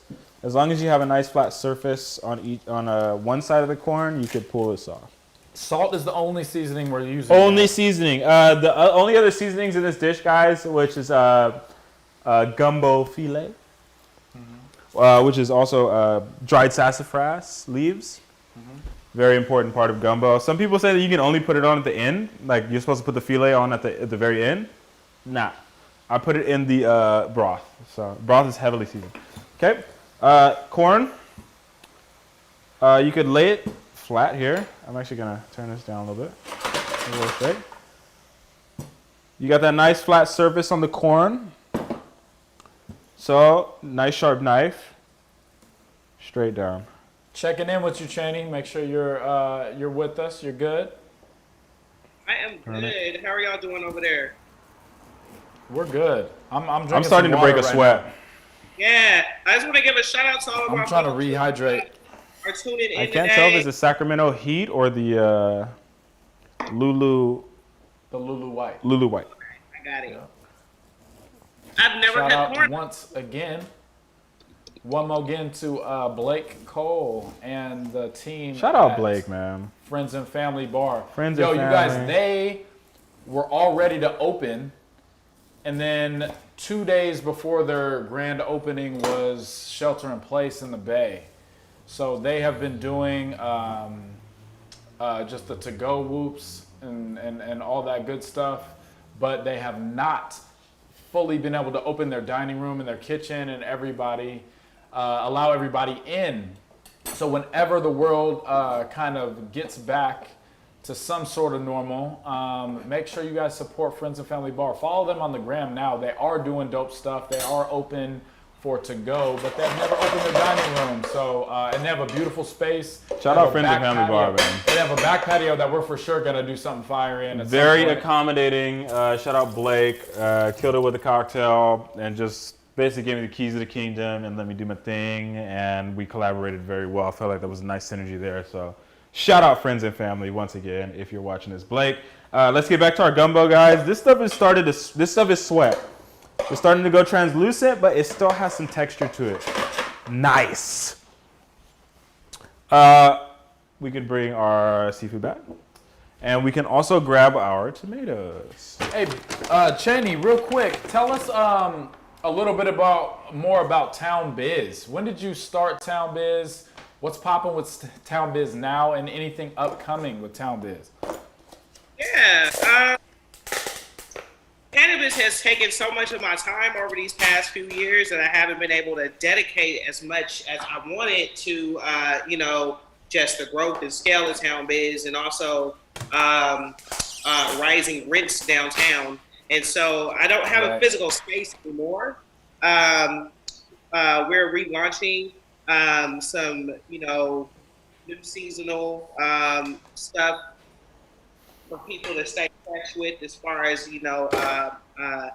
apparel.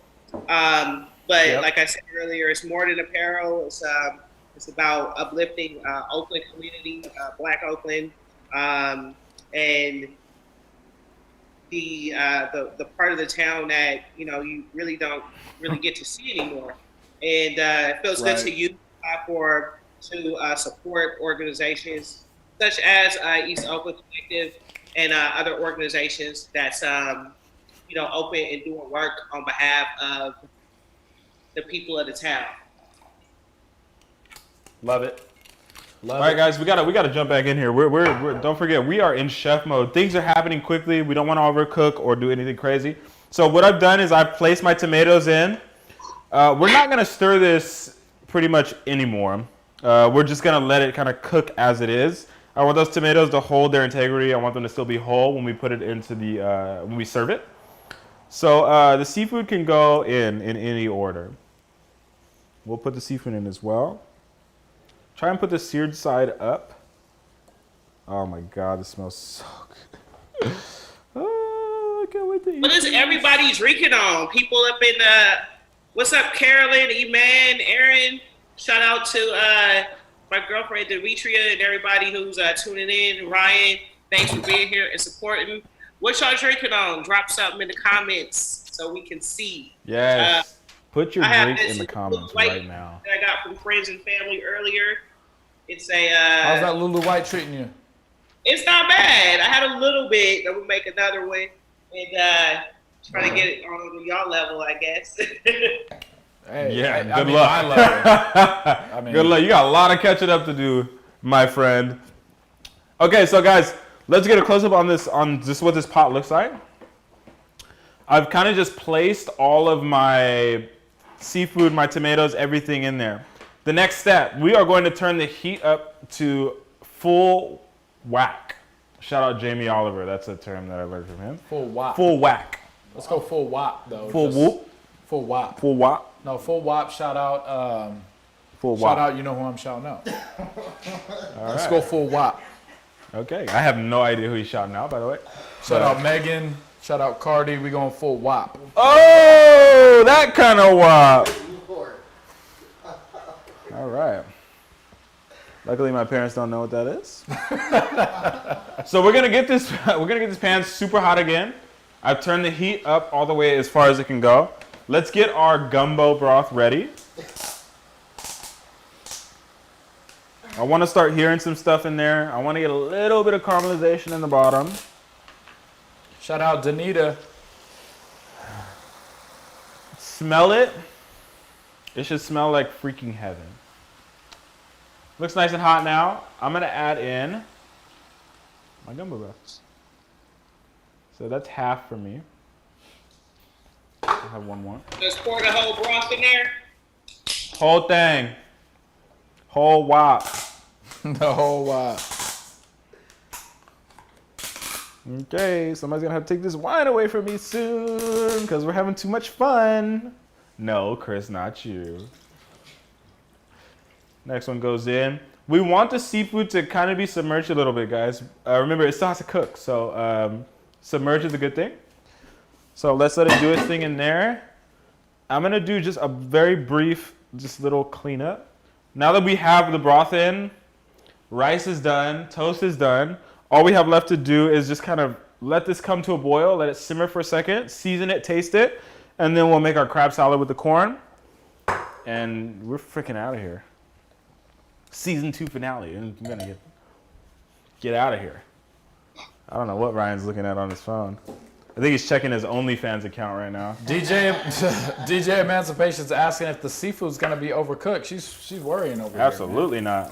Absolutely. Well, we've only cooked half of it, you guys, and that's the idea behind cooking it this way, because now, instead of searing it on both sides, we've seared it on one side and we're gonna poach it, which is the best way to cook seafood. Poaching at a very gentle temperature inside of liquid will help the seafood retain its moisture and retain its texture. So what temperature are we at right now? I'm at full whack. I want this to come up barely up to a boil, technically. It won't hurt it if it's at a boil. Honestly, most people wouldn't even be able to tell if seafood's overcooked, honestly. But we're gonna let it come up to just barely a boil, and then because I wanna poach it, I'm gonna turn it down to just like a medium after that and let it just kinda barely simmer.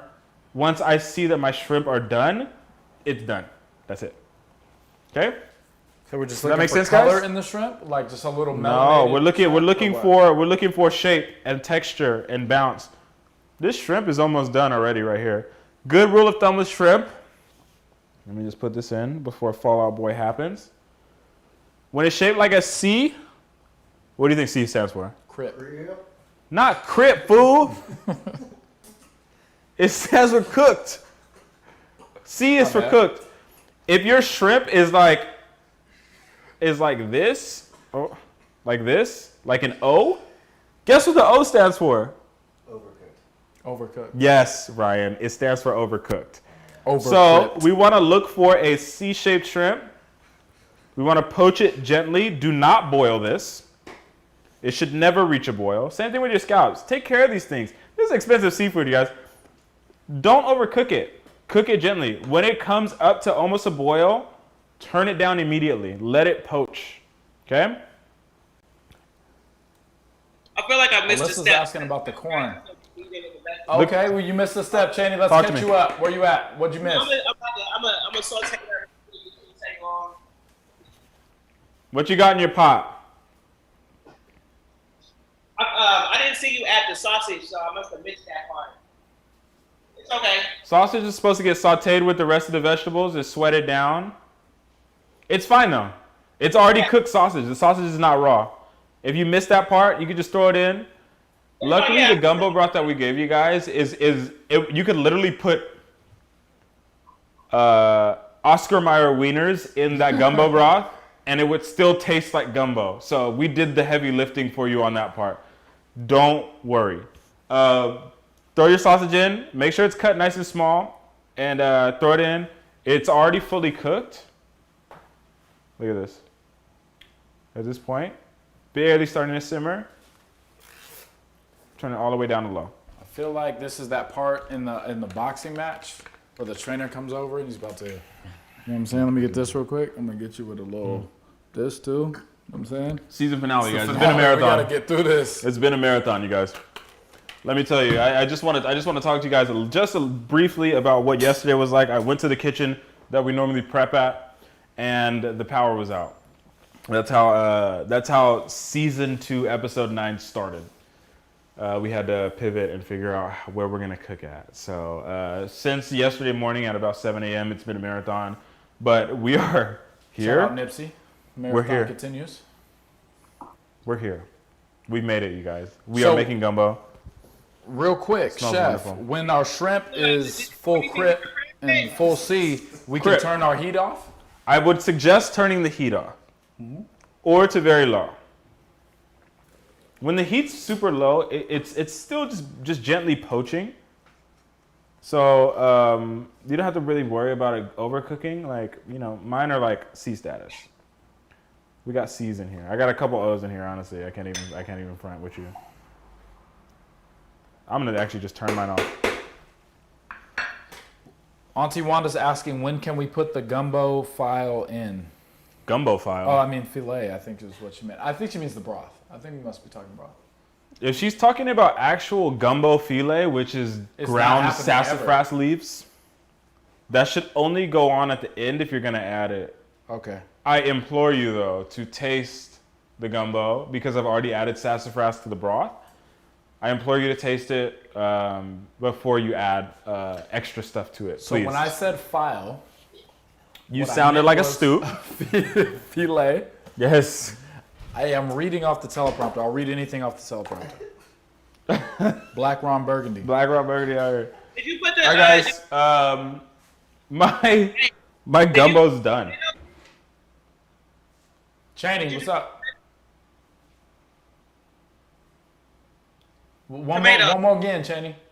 Oh, tomatoes. Tomatoes went in. Everything's in. Everything's in. Honestly, Okay. guys, there's no wrong way to do this. I'm making my gumbo at home. You're making your gumbo, which is like a little slight version of my gumbo. This shit smells good already. Where do you look? Yeah, it smells good. It Chef, smells what are we looking wonderful for? in here. I went in here to find something, but I genuinely cannot remember what it was. It's the Lulu White got It's you. the The Lulu White. Okay, you guys, we gotta wrap this up because we are entering danger zone.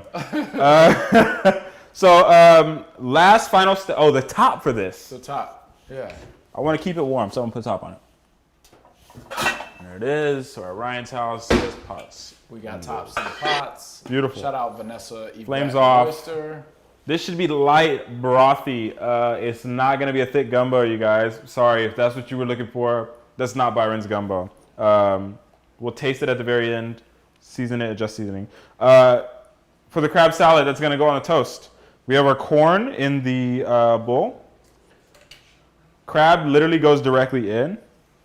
And just kind of use your fingers to kind of break up those big pieces so everybody can get a little bit. I got 3 portions here. Beautiful. Oh yeah. This is... The homie Jesse said he wants to be at Aunt Wanda's house. We all want to be at Aunt Wanda's house. Shout out to Ian too. Shout out to Michael. I think did Michael have a birthday? Auntie Wanda, let me know in the comments if Michael had a birthday. I think I missed somebody's birthday. Oh, Casey's asking about Sir. Sir's not at the crib. Sir's only been in 1 episode. I feel like we gotta bring him back, man. Chef Byron dropped some food on the floor, and Chef Sir, my dog, the Boston Terrier, made his appearance. His season 2 appearance to get something off the floor. Okay, guys, what I've done here is I've taken all of my crab and I've mixed it with all of my corn. I kind of broke up the larger pieces of the crab so that it could spread out a little bit more, but we're gonna stir it so it's not a big deal. Scallion greens. 80% of them go into the crab salad. The rest can go into the gumbo. Only other thing we're gonna add here, taste the crab. Just taste a little piece of crab.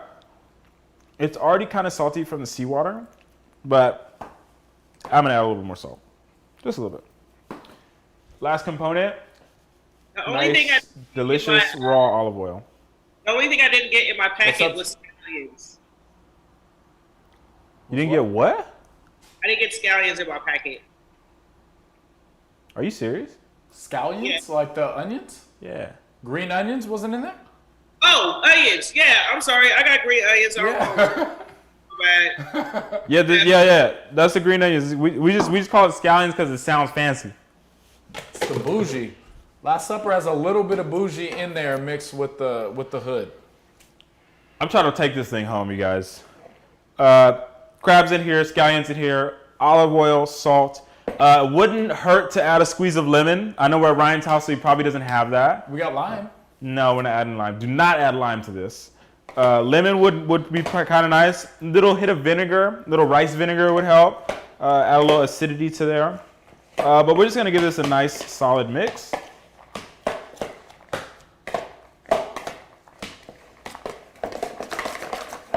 There we go. I'm gonna break up some of those big old pieces. The Dungeness crab is so good at this season that it doesn't need, I feel it doesn't need a ton of acid. It doesn't need like mayo to make it a crab salad or a heavy vinaigrette or anything like that. Crab, corn, scallion, salt. To finish. We gonna have any bowls left? I feel like you used all the bowls. I know, I think I just used all the bowls. Just one demonstration, guys. Does this count as going to the plate? I'm just gonna do a demo. Okay. We'll just put some of our crab salad on a toast. And you can do all your toast at one time. And honestly, if you don't feel like doing toast and you just wanna use your toast for something else, you can put this whole crab salad mixture into your gumbo and it will make your gumbo 10 times more fire. So totally up to you. I actually think I'm gonna do a little bit of that.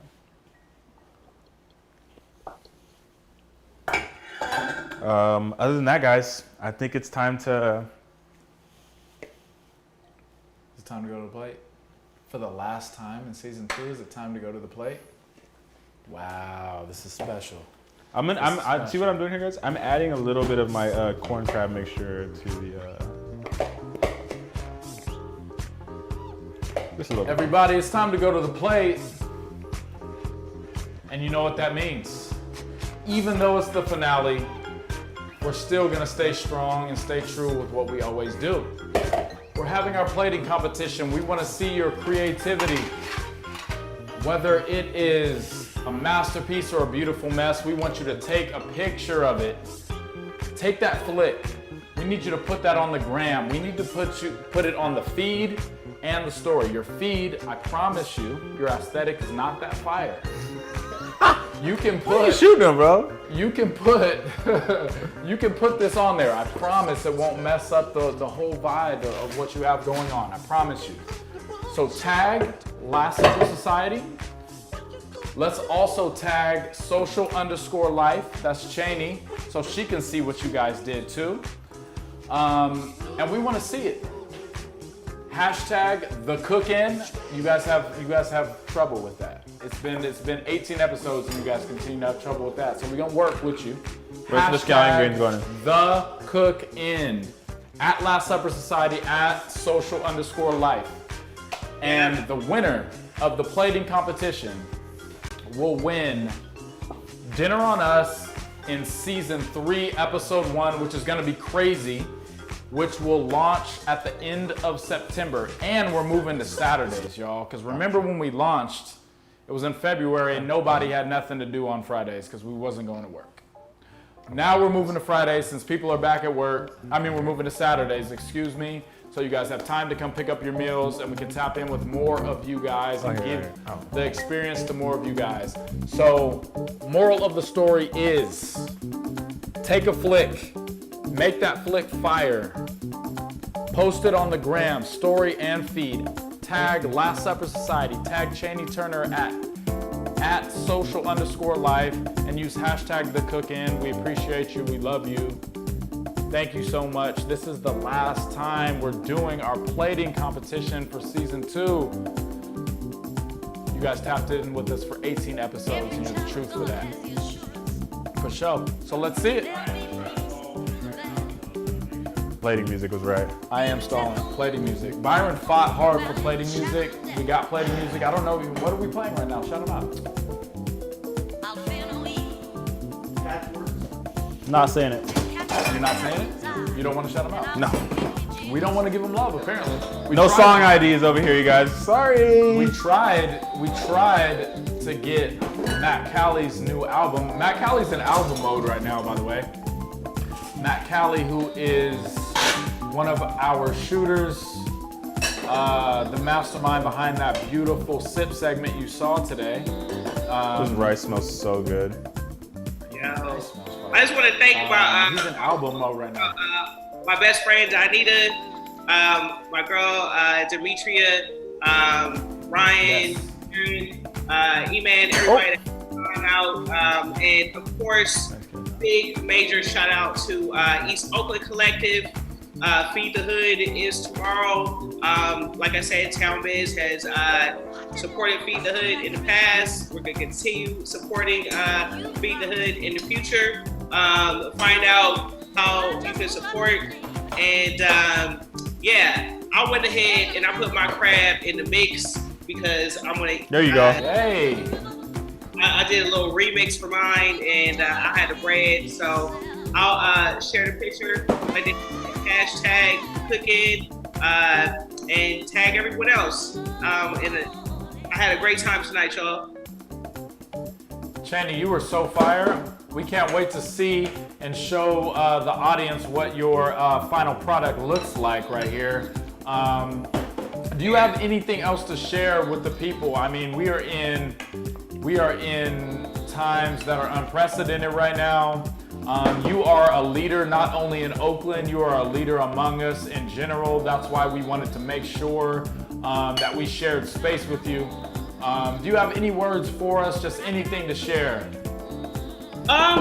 Yeah, we are definitely in some in a unique position. Well, not even unique. We've been here before. I would just like to encourage people to get involved locally where you can. Continue to support small businesses, small Black-owned businesses, and people who are in the community and organizations that's out here doing the work. It's important that we focus on what's going on here locally. Regardless of our opinions of the people, that's running, we still have work to do. After the election, we still have work to do. People just continue being safe, wear a mask, and be good to each other, be good to yourselves. And, food is, a part of self-care.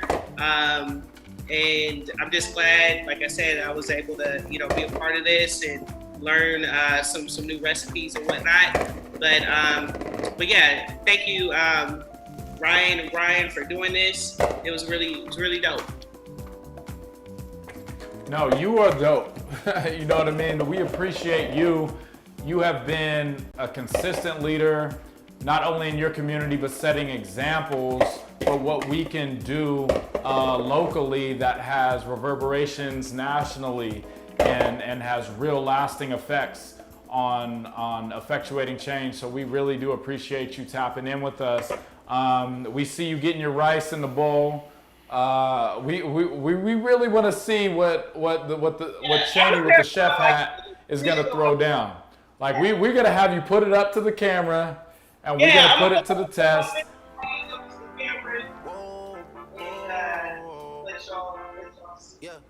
Sometimes we laugh, sometimes we cry, but I guess sometimes we laugh, sometimes we cry.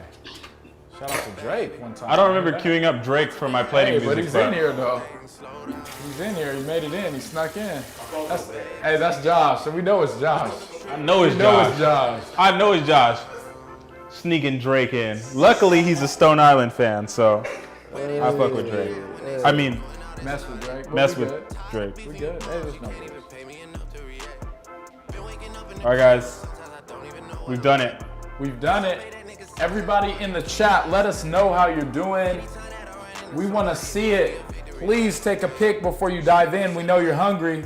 The most decadent meal of the cooking so far. Midsummer Gumbo. Hey, Byron, give him a word real quick, because I know this was your vision. This was your baby. Honestly, I don't even want to talk about gumbo no more, to be completely honest. No, I don't want to talk about gumbo. I want you to shout out to the people real quick, because they tapped in with you in a way that was super special. It was super special to me. I know it touched you in a way that was super special. So give them a word real quick. Let's feed these guys real quick, because this food's getting cold. Okay. Do not eat warm gumbo. Hey, and honestly, we haven't had the whole squad in. Don't cut it. Don't cut it, Chris. Everybody get in real quick. Everybody get in real quick. The whole team. Whole team. You guys haven't met the team. We're going to introduce the team. Huh? We're going to introduce the team. Got real quick. Hold up. Let's introduce the team. We got Matt Callie on the cameras, on the edits. We got Josh, one of our engineers, and on the cameras as well. The wizard. The wizard, the lead engineer, right here, and director Chris Swain. My brother. Maddie Swank, the originator, who started with us when it was just an iPhone and IG Live right here. Hey, we appreciate everybody. We love you. Hey, we're gonna play some music and kick it. We're gonna eat. Chaney, absolutely tap in with us. If you got your plate, show it. Show the plate. Hold on. Keep it right there. Keep it right there. And that looks fire. Keep it right there so we can see if that looks delicious and fire. We see the tomato on top. We see the bread. Okay, you killed it, Chaney. That's a big bust down right there. That's a bust down right there. That Yeah, is 100% a Bowl bust of down. bust down. It didn't finish I it can't off. wait for you to taste it. Woo! Chaney, stay in here with us even when we kick it with us so we can rap with you. We'll keep some music playing for the people. You guys taste it, enjoy it, make sure you take a pic and post it. We appreciate you. We have so much new coming in season 3. Make sure you're following us on the gram. Make sure you're following us on YouTube right now. This guy, I don't know what he's doing. I was trying to have a moment. He's eating hot food. Make sure you're following us on Instagram with a lot of announcements. The end of September, moving to Saturdays, season 3 starts. We have crazy collaborations, a whole lot of new. You guys got to tap in with us. You got some shout outs? You got some shout outs, some love to give? I haven't done this yet in a whole format, but let's start from the top. Is this me? You guys eat, I'm gonna start from the top. Shout out Produce Express, all the produce that we got. Shout out Mad Butcher Meat Company, taking care of us. Shout out Sunfish, all the fish that we've ever had except for that one time we had nematodes. It's crazy. Who's that? Hey. All good though. Shout out Sunfish.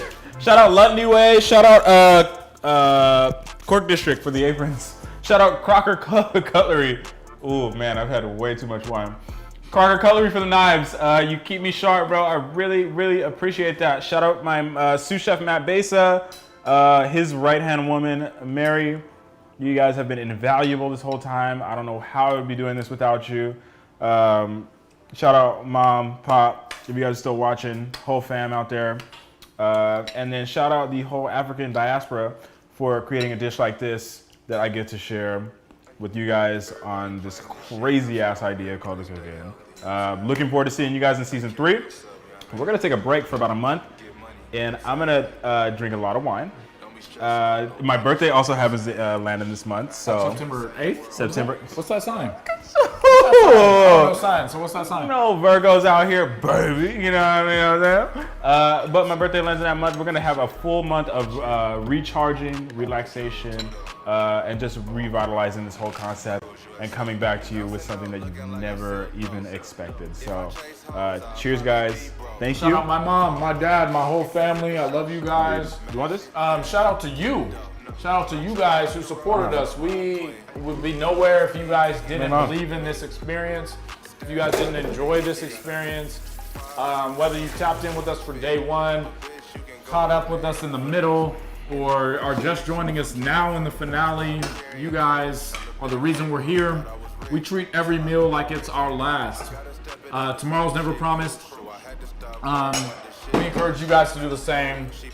We love you. We'll have a little bit of music playing for a minute. Chaney, stay on and kick it with us. You're the real MVP. We love you. Enjoy your gumbo. Post those pics. Wash your hands because we're still in the pandemic. Wash your hands, guys. Wash your hands. Chaney, you got anything to sign off Sir's with? here.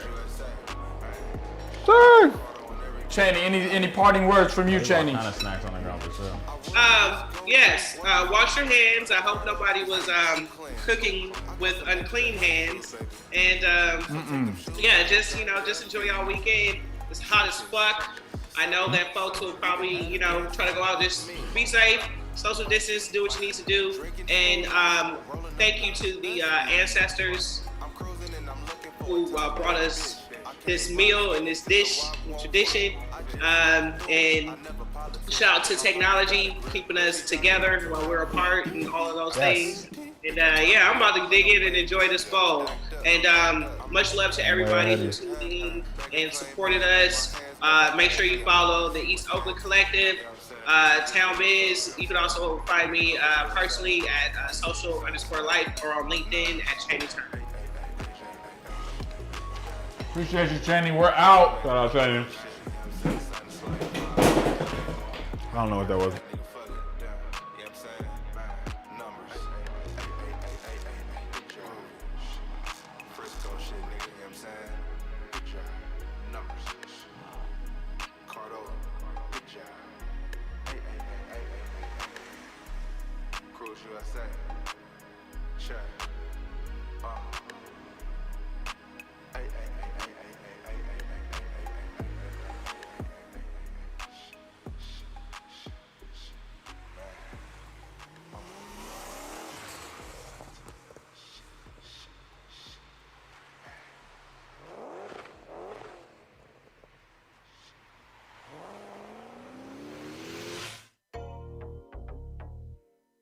Trying to get this motherfucking bag, man. You niggas don't even know the half of this shit. For real. I done took a lot of L's, I done lost good hoes, I done fucked off the trap on foes. But I never been a hoe, never been a hoe, never been a hoe, never been a hoe. When I'm broke, bounce back, bump, matching beamers, selling Christina. I feel like I've never been a hoe, never been a hoe, never been a hoe, never been a hoe. On my way to Santa Rosa, I'm stressing out bad. White bitch in my pasture, forking the cash. Only thing on my mind was I gotta make it out. Shit wasn't really for me. I started writing raps about the shit that I'm dealing with on daily basis. Hotel to hotels, rentals to Vegas. How I fucked up the trap, then Pleasant Hill saved me. 800 a day for 2 weeks, went crazy.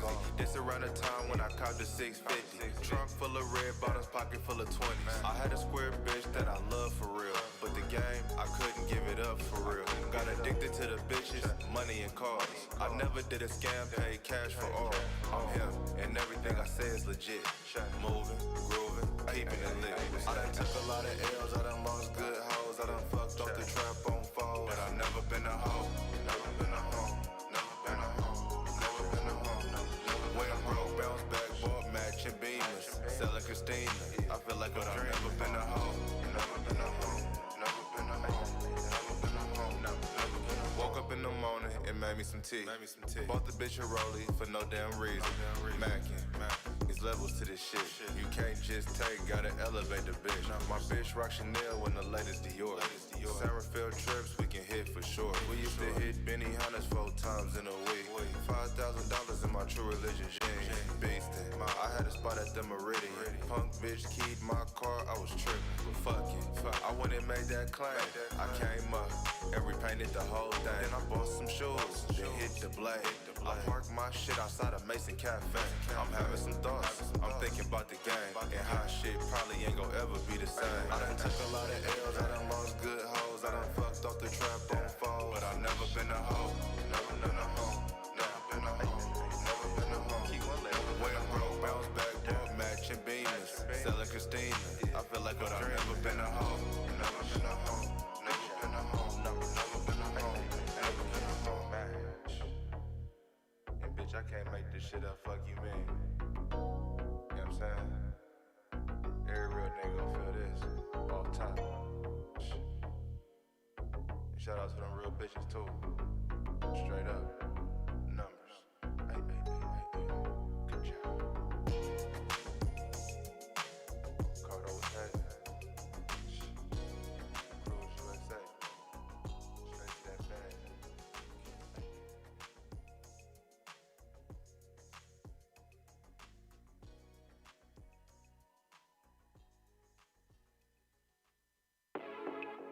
How you doing, baby?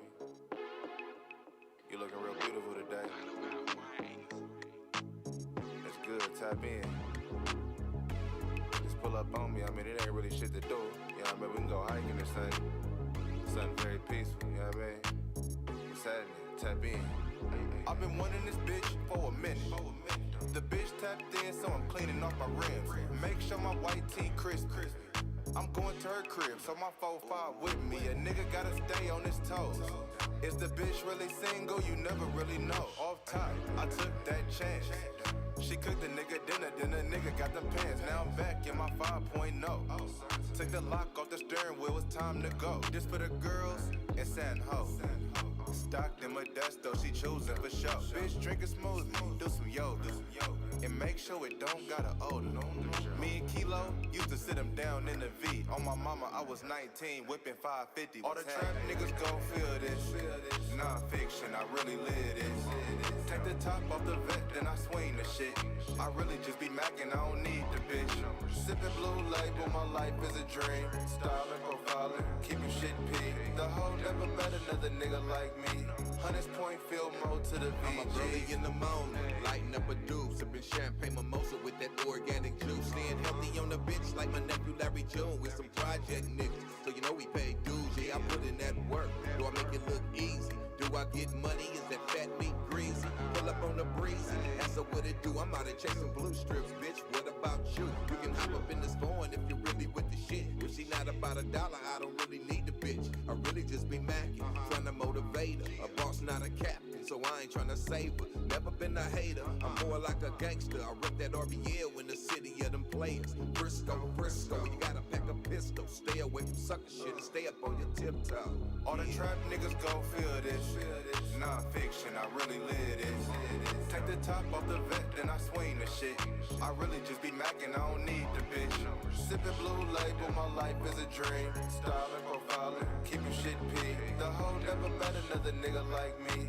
Hunters Point field mode to the VG. I'm just getting lined up, but the 40 on me. Cause everywhere I go, everybody know me. If the bitch didn't want me back then, now she on it. You better have your shit together, bitch, I don't want it. Full-time father, I want it, then I'm copping.